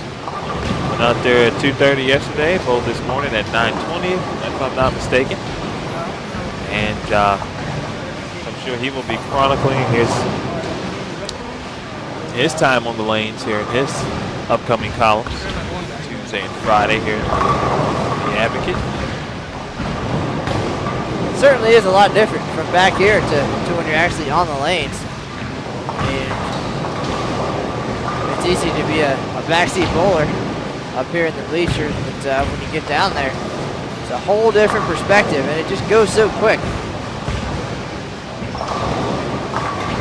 So that's about all the sage advice I can offer you as you head out there, because other than my first 5 shots, it was pretty much a personal disaster for me. I think my goal is not even anything regarding the score, but I'd like to be able to say I executed every shot. All right. Is that realistic? I think so. But, you know, I'd be the first to say I'm not in tip-top shape, but if I can execute, especially on the spare shots, you make spares here, you can kind of cover some ground and stay afloat. I'm expecting a breakout year from you. That's what I'm trying to do. Get you some hardware. I've learned that over the years, high expectations can lead to high amounts of disappointment.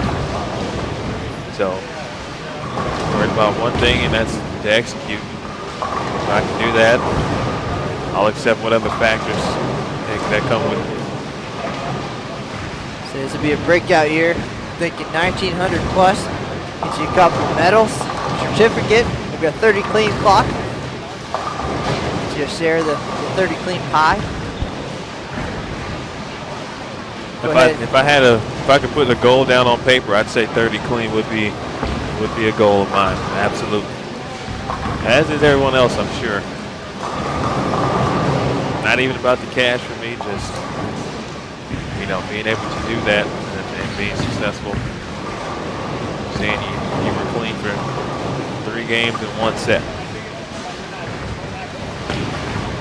Of course, then it would be the day that I wouldn't get into 30 clean pot. And then afterwards I said, well, might have missed out on a buck or two. As Missy converts on the 610, she is on her way. Perhaps some of the viewers this afternoon may be new, some old. I know we talked earlier about favorite moments of the tournament. Things are winding down. It's our final live stream broadcast of the year. Matt has asked me several times what my favorite moment is. At first I didn't know, then I rattled off like 5, and then it really didn't put any substance to the question. So I'll ask Matt. Matt, what's your favorite moments so far of 2012? Well, thanks for putting me on the spot. Yes, sir. There's a lot of great moments. Some cool things that happened this year. We'll go with that. I think our Open Championships kickoff show the day before the tournament started was a pretty neat idea, something different. Gave us a chance to introduce ourselves and the venue to the bowling world and unveil the lane conditions, something we've never done before. We did that live on Bowl TV. I think that was a very cool way to start the tournament. Got things kicked off just right. And of course, I actually had a phone call yesterday from somebody looking to participate. Bowler joined again by the Special Olympics. The opportunity to have Special Olympians and their friends and family here in our venue to experience the Open Championships atmosphere and environment and compete for their own awards and memories. So always a pleasure to have them here as well. Some high school bowlers, some youth bowlers also took advantage of having these 48 lanes right in their backyard. And while they're not old enough to compete in this event, seeing them walk down center aisle for their own little tournament, that means a lot. And that's definitely the next generation. So I know those things have nothing to do with this event at all, really, as far as the main show that we're here for. But of course, all memorable things. But as far as the tournament goes, I would say that the day Matt McNeil was here, we were set up to live stream another group of bowlers for the team event. And Mr. McNeil actually came in the booth with us and shared some of his thoughts during that team event. 3 hours he was on there with us. And after shooting 792 in the team event himself, so he was about to go out there for doubles and singles and trying to be focused, but he offered that time to us, and it just worked out where his group was in the general area that we were set up, and we decided to leave those live stream cameras on and continue for another couple hours. And that's when we got to see him shoot 847, first bowler in history to have 3 800s on the tournament lanes. Took the doubles lead, took the all events lead. So he said we got real lucky right there, and perhaps one of the most exciting and memorable moments of the year. We haven't really had the emotion per se that we've had in other events, or the spectacular scores or anything like that. You know, 2006, Wendy Mack took the lead, second to last day. Her father had just died. She was very emotional. Wasn't even planning on bowling. 2009, Brenda Edwards, now Brenda Padilla. Her and her husband take the lead in doubles, the highest score ever. She spent so many years coming to this event with her family. Got the opportunity to bowl with her future husband. Set the record, shot 300. Amazing emotions flowing there. So those are things that kind of stand out. And while this year has been memorable, we really haven't had any moments like that, unless I'm just not thinking of any at this time. No, I think you're right. I think if Matt McNeil, this was his, I guess, first moment, or if that was his first moment, his 847, you know, but he's given us now 3 years of moments. The first one for sure, I think, is certainly the best, when he broke the all events record, had no idea, and basically collapsed in a chair, filled with emotion, some tears, the whole deal. Great shot there from Missy Parkin for a 3-bagger. Let's not forget about her being here. Not at all. I tell you, she's not going to let us forget. She's not happy with that shot too, but it held line. Take a look at the scoreboard here. That's a good sign. Halfway through game 2. I will say another night that stands out was early on. Again, we talked about it earlier.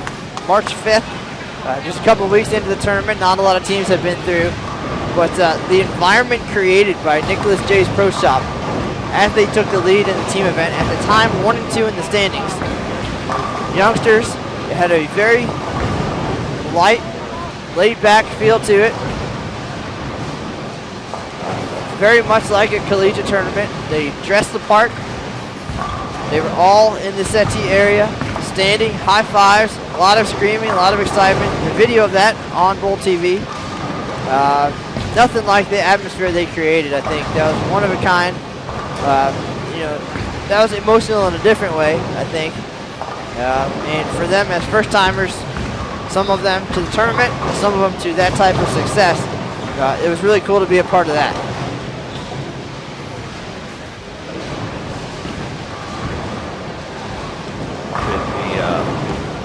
Could be a part of something else too. There's the flat dime from Missy. Missy threw a shot on the left lane. It was kind of a diagonal bullet. Probably thought it might have washed out instead. It not only checked up and hit the pocket, but was able to get the 10 out. So Missy again on pace for 250. So, there's some chatter about the future schedule of the Open Championships, 2013 and 14. We're headed back to the National Bowling Stadium in Reno. New schedule, fresh oil every squad. Check that out. 2015, we head to El Paso, Texas. A contract extension with Reno through 2030. Bring us back to the stadium in 2016. Our second home, of course. I spent some time there. Reno very welcoming. Red carpet always out for the Open Championships. Some folks wondering why the same cities. And really what it comes down to is the cities have to want us.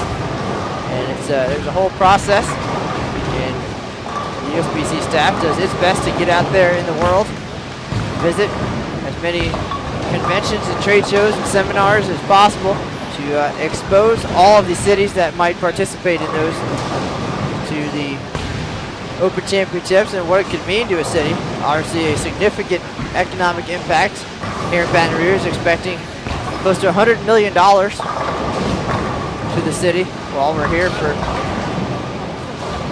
7 months almost.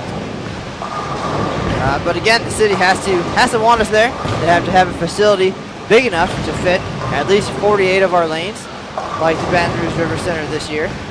They had to be willing to give up that venue for that amount of time. We moved in here in December, and we'll be moving out around July 19th. So that's a pretty significant amount of time to occupy the building. And this facility, fortunate enough to have other facilities attached, an arena, an exhibit hall, so any shows or anything that might have been scheduled in other years are not displaced. They have other spaces available for them. That is another factor. Certainly displacing an event for 1 year, not something that a lot of cities are willing to do. The city has to, of course, have a certain amount of hotel rooms and rental cars and restaurants, all of the things that 60,000 bowlers plus their friends and family, so more than 120,000 visitors are going to need while we basically take over the city for 6 months. Emil and I have been residents here in Baton Rouge since late January, so that's how it goes. So if you do know a city that might be interested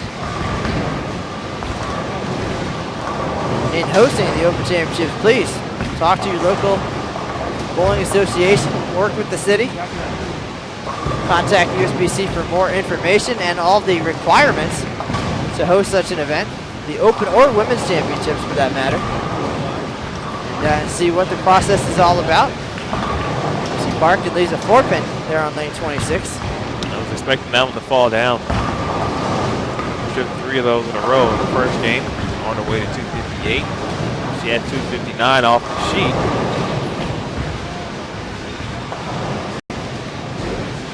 Meanwhile, Brian Norton with the 4-bagger. And Mr. Bellender with a spare in the 8th. Down some scores for you. Frank Bellender, 141. In the 7th, working on a spare in the 8th. Parkin converts the 4-pin. She has 159 in the 7th on the spare. Brian Norton, 117 in the 6th on a 4-bagger. 9th frame for Brian. Here's his shot to deliver. Yes, sir. Good shot.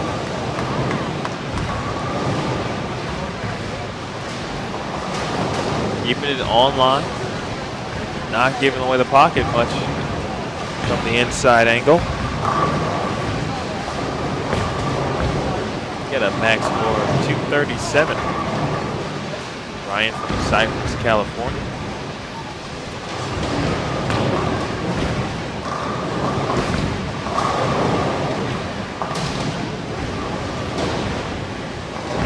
As you mentioned earlier, Kent Lowe, the Sports Information Director for LSU basketball and the bowling writer here in Baton Rouge, writes about bowling twice a week in the Advocate, the local paper here. He's been out here quite a bit. He's still here. Just got done bowling. He's here with his former boss, former sports editor there at the Advocate, Butch Muir. He's coming in to take in some bowling. Recently retired. Those gentlemen, the driving force between, with the great coverage in the newspaper here. Scores in the paper every single day. Bowling stories twice a week. Back in 2005 and here in 2012. The media here very receptive to the event. Again, the city open arms, red carpet out for the Open Championships. I believe it was at our kickoff press conference that the mayor welcomed us back. And the first thing he said after that was, when are you guys coming back again? So, Baton Rouge, a delicious town, no doubt. A lot to see and do here in the city limits. New Orleans, only about 90 miles away. Beaches of Mississippi, not too far down the road. So, great spot for the bowlers and the Open Championships. And, I think they'll want to have us back again soon. Certainly had a great time here. Not so much on the lanes this year, but out and about. 2005 here was my tournament debut as a member of the media relations team. So nice to be back and see some of those same hot spots. Gentleman came in yesterday and told me he just got done having dinner at TJ Ribs and appreciated all the feedback that we were able to provide as residents of this town for 6 months. So he read one of my blogs and decided to go there based on that. So very cool to see people paying attention to what we do. A little disappointed that he did not have any ribs or any leftovers for me. But that's okay. Don't you hate that? Just came in to tease me about that.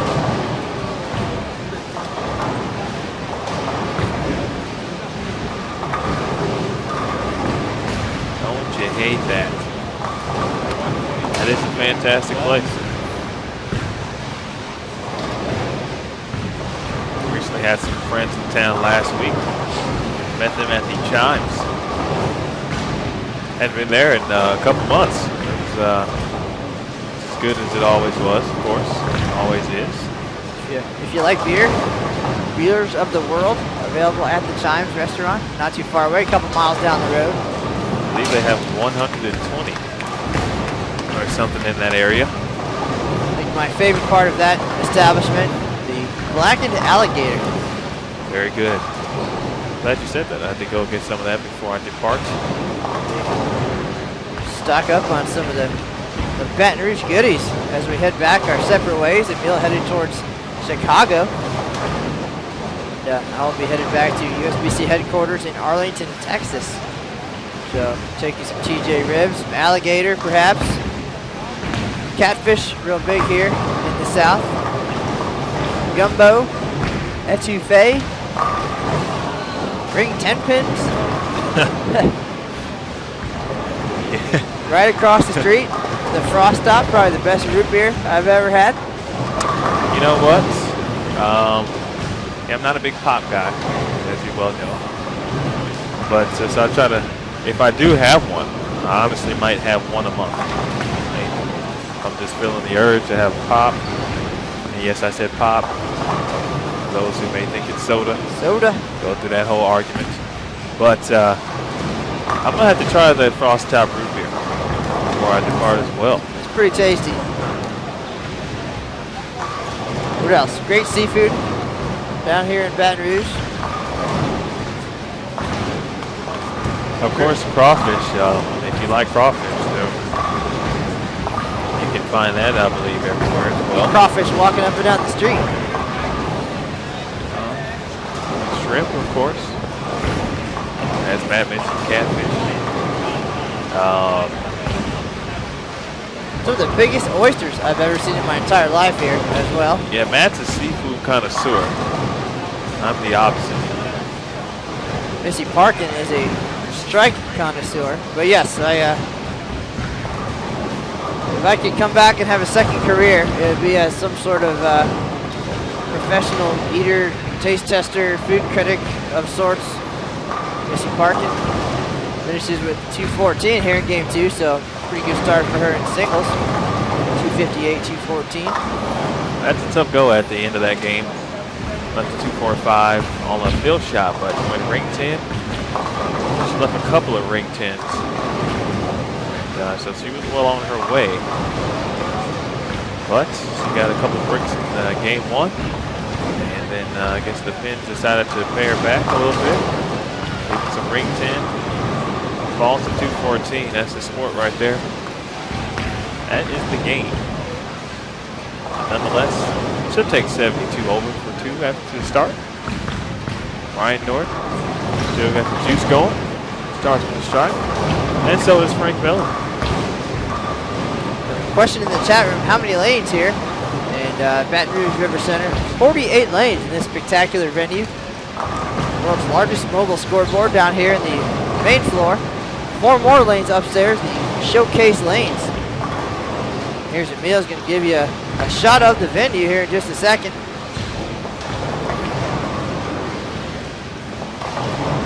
Here we go. 48 lanes downstairs, 4 lanes upstairs for teams to practice. Seating for 600 or 700 people. 2 different snack bars out in the main hallway. Vendor booths. Upstairs, the USBC Sports Store to get all your USBC and tournament souvenirs. Certainly a sprawling venue, and we've taken up just about every inch of it. A one-of-a-kind experience for sure. Walking down center aisle, the high ceilings and the bright lights and the stands filled with people. That's kind of what this event's all about.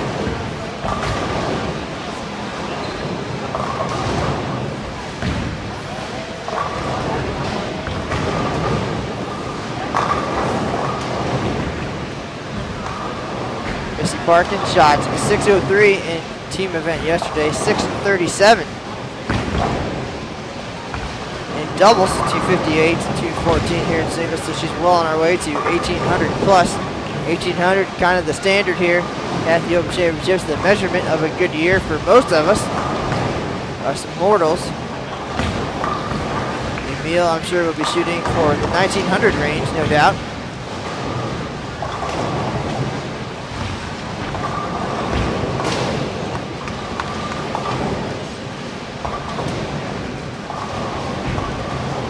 All right, so there's your look at the venue. Now let's get back to the action here. Missy Parkin stepping up, working on a spare in frame number 1.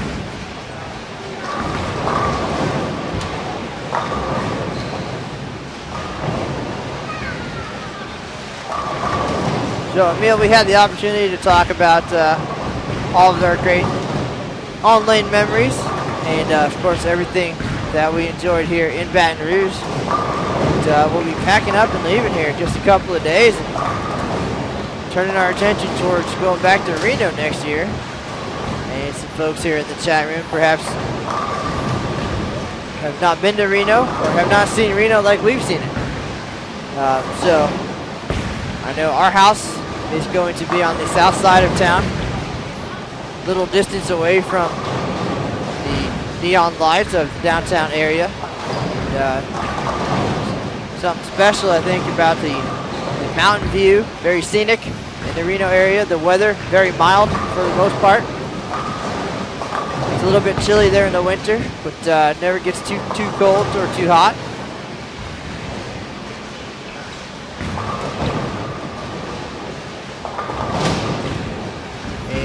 If you have the opportunity when you're in town, certainly make the way to Lake Tahoe. That is an unbelievable experience. And of course, during the tournament, we don't have much time to get out and about outside the city limits. And most of our pleasure comes from the various restaurants and such. And we talk about that often. Big fan of the sushi experience in Reno. Had my first experience with sushi there. The awful burger there at the Nugget downtown. One of a kind burger experience. Yes, it is. It's a good burger, I tell you that. The Atlantis Seafood Buffet, possibly the best I've experienced, and the El Dorado Buffet on any day is about the best in town. And walking distance from the National Bowling Stadium, 78 lanes, downtown Reno. Tri-Properties right there. Don't even need a rental car in Reno. It's a $16 cab ride from the airport. And then you can walk everywhere you need to be. And also, depending on what hotel you're staying at, it could be a shuttle. It goes back and forth from the airport to the hotel. I select times.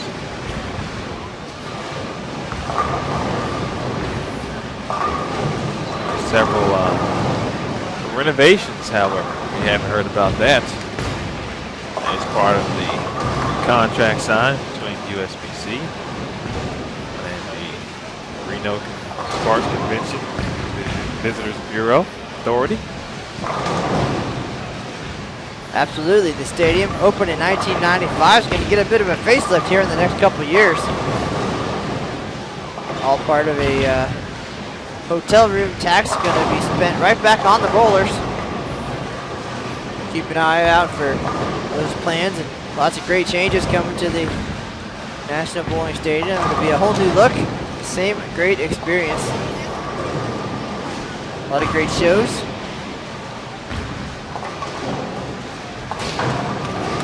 Of course, California, just a couple hours west. San Francisco, Sacramento.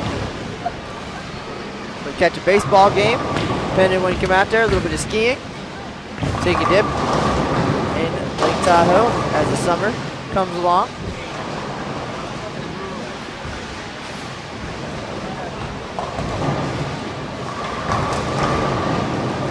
And it's a place where Missy was just at, of course, competing at the stadium at Bowling's U.S. Women's Open. This is an excellent transition. Have you done this before? Once or twice. Bowling's U.S. Women's Open concluded recently. The finals taped underneath the arch in Reno. Famous landmark will be showcased on ESPN2 tomorrow night, 8 p.m. Eastern. Watch Missy and 4 of the other best women bowlers in the world, Kelly Kulick, Stephanie Nation, Shannon O'Keefe, and Linda Barnes, fight for the title of Bowling's U.S. Women's Open. Outside, under the arch, certainly will be an interesting and exciting telecast. Don't miss it, 8 p.m. Eastern, ESPN2. women's bowling, and Reno on display. Here's Missy on display here.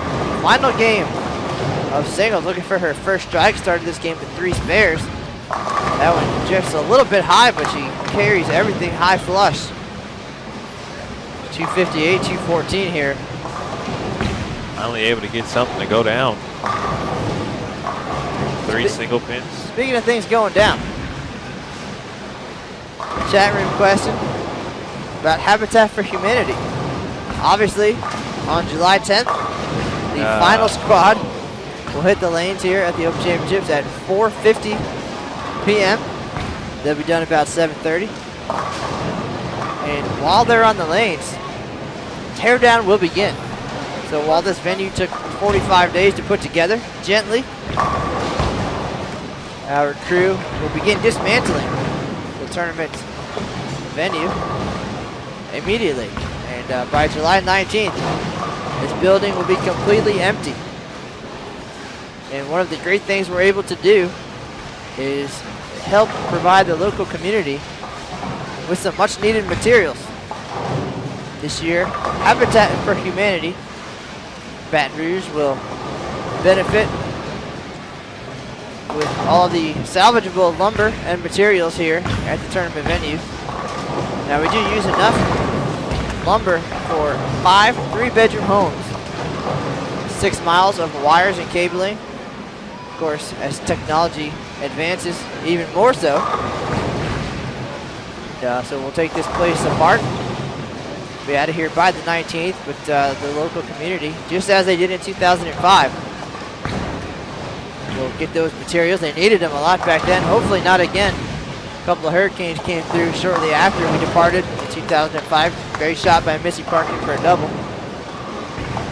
So even though we'll be long gone and headed west, the tournament will live on in Baton Rouge outside of the economic impact. And of course, all the great friendships we developed with the amazing people down here in Louisiana. Our materials will become part of the community. And we're grateful to be able to live on. So, very cool opportunity. We usually pick a local charity of sorts. Did the same thing last year in Syracuse, Habitat for Humanity.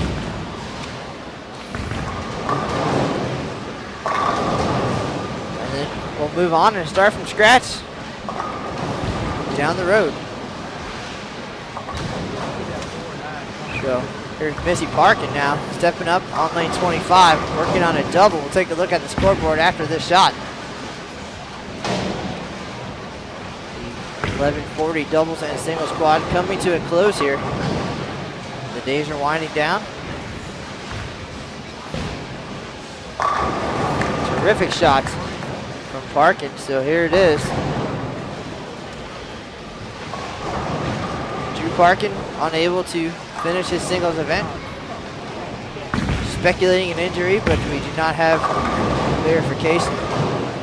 Missy 258, 214, so she's well on her way. Headed for 1900 here. 2012, 603 in team, 637 in doubles.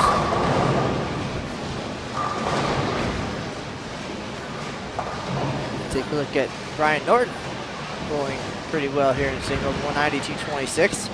Looking for a double.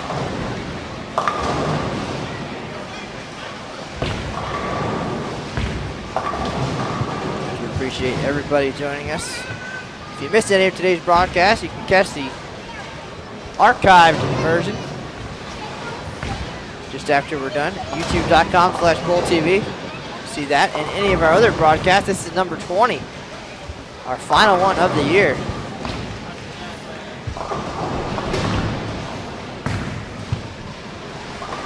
It's bittersweet, Mr. Williams. It has been quite a run here. The second longest tournament in history when it's all said and done, 151 days. And while it will be nice perhaps to have a little bit of a break when it's done, I think it'll just be a couple days before we're wishing it was still going on. Because the slower pace of the real world outside of the Open Championships is it's a lot different. Yes, it is. a little bit slower for guys like Emil. Yes, who, it is.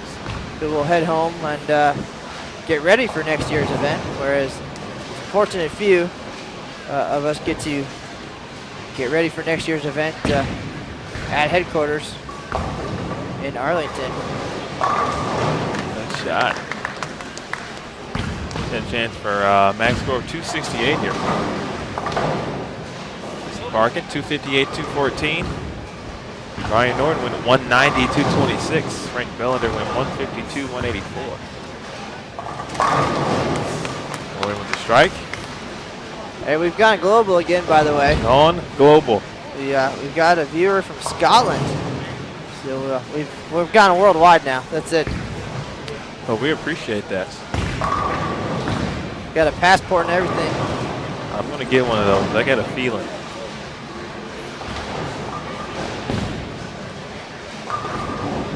Got a feeling tonight's going to be a good night as well. That's Les Sykes. Your hometown guy. Hometown guy. Gold at his center. Gold league with him twice. We'll reach 60 years. Tournament participation. He's been at this event about as long as we've been alive combined. And he's won 6 titles. He's the first and only bowler still to win titles in 3 consecutive years. There's 5 consecutive strikes for Missy Parkin as the video cameras continue to roll. Phones and what have you. And the audience getting a glimpse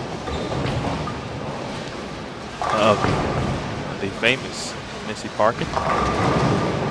If you'd like to catch another glimpse of her, once again, check out ESPN2 tomorrow night, Tuesday, July 3rd, 8 p.m. Eastern. 2012 Bowling's U.S. Women's Open.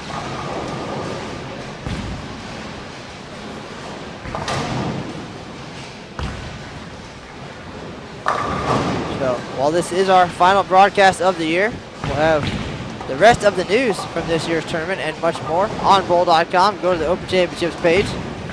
If you'd like to find out what Emil is doing with his free time between now and next February, you can find him at Twitter.com. That is /EWJR. That is my Twitter handle. So if you happen to miss me, and I don't know why you would, but if you'd like to get in contact with me, you can do that on Twitter. Drop me a line, shoot me a tweet, tell me how you're doing and what you're doing. And I'll give you a rundown of what's happening in my neck of the woods. And of course, there's thousands of ways you can talk to Mr. Canizaro. Perhaps the best one is to become a fan of his fan page on Facebook. Matt Canizaro, USBC. Go on there, like it. I'm sure he will continue to put some things up as far as the tournament is concerned, even during the off season, to kind of get you ready. all the behind the scenes stuff, what it takes to get ready for the Open Championships. It won't be long. We'll be putting together next year's publications, getting the website ready for 2013. A lot of cool stuff ahead. And if you're interested in any other bowling news, find out about everything USBC on Twitter as well. Twitter.com/USBC or on Facebook. It's the Sport of Bowling USBC. So find those, become fans, subscribe to our YouTube channel, and find out when the future live stream broadcast will be from around the world. Lucas Wiseman, the Globetrotter. YouTube.com/BowlTV. Subscribe and you'll be updated. Speaking of global, I'd like to take this opportunity to congratulate the Junior Team USA. Recently won gold at the team event, both boys and girls, first time ever. That has happened for the United States. So congrats to the young men and women over there.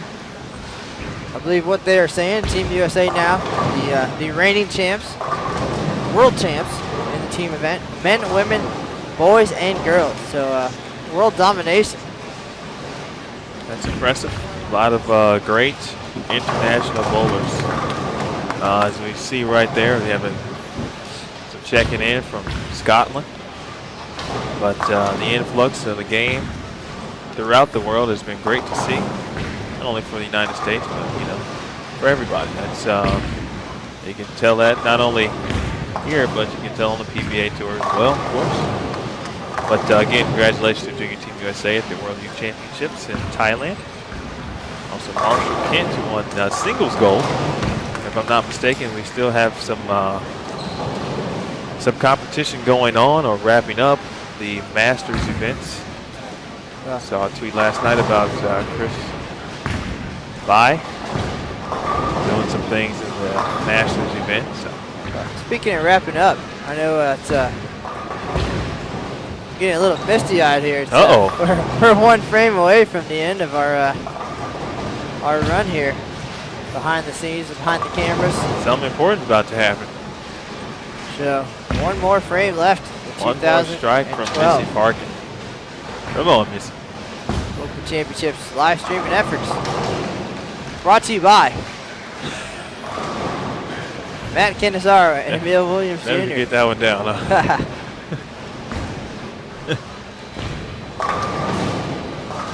Missy Parkin looking to finish strong. Working on a spare. Great shot there. Well, that sums it up right there, Matt. 30 clean for Missy Parkin here in singles. I think she might have had one count that wasn't 9. Possible 247. She had 603 in team, 637 in doubles. Certainly worth tuning in today. Try to mix it up. Some superstars. Some lesser knowns. The ladies.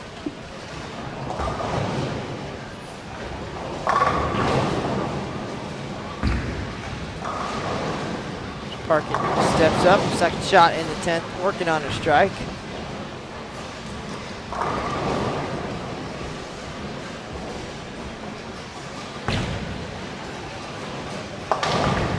This game will likely pay for the trip. She'll use the 610, so she'll be in the 230s.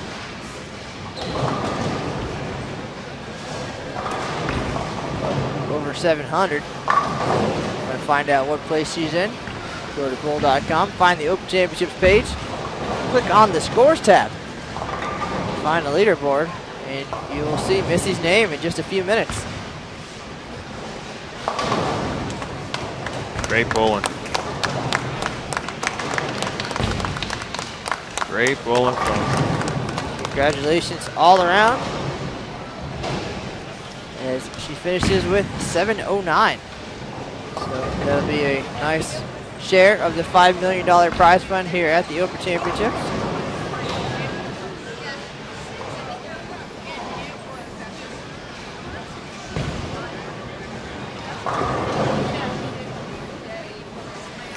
Great bowling. Great send-off. Saw some quality action. 1949 all events total for the 2011 Queens champ Missy Parkin. And sad to say, that is going to do it this year. Huh? That's it. Just like that, it's over. I feel like we were just getting started with our live stream schedule for the year. Unless we get some bonus coverage of Emil bowling this week. Don't tell anybody. That is going to do it. So 20 in the books. USBC Media Relations Manager here at the Open Championship, Matt Canizaro. And my boss, Emil Williams Jr. And a quick shout out to the people that just followed me. Whether or not that they did that based on your nomination. Well, I appreciate it. So, yes, it has been my pleasure again to share the booth with my partner, Matt Canizaro, and to watch some fantastic bowling throughout the year. It is as Matt said, bittersweet, but the year has come to an end. And as they say, all good things must come to an end. Thank you for those words of inspiration.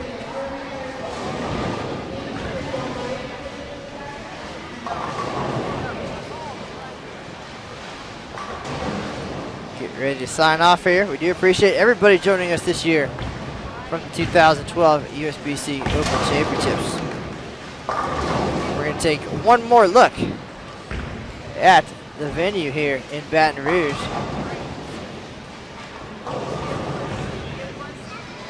.48 lanes, the world's largest mobile scoreboard. Custom masking units designed by Brock Kowalski.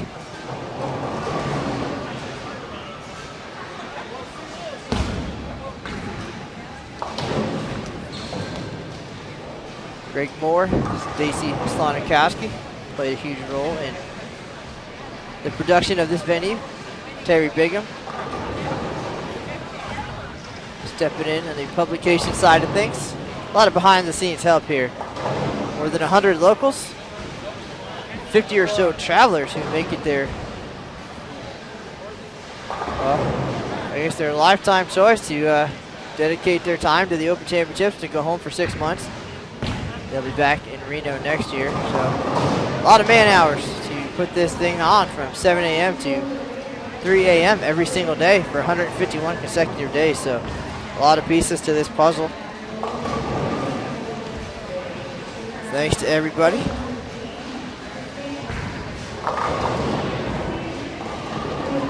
That is going to do it. So Matt Kenazar and Bill Williams Jr., everybody here at USBC, have a great year. We'll see you next March 1st, 2013 Open Championships, National Bowling Stadium in Reno. That is the news for now, Emil. And I will actually see you on the lanes.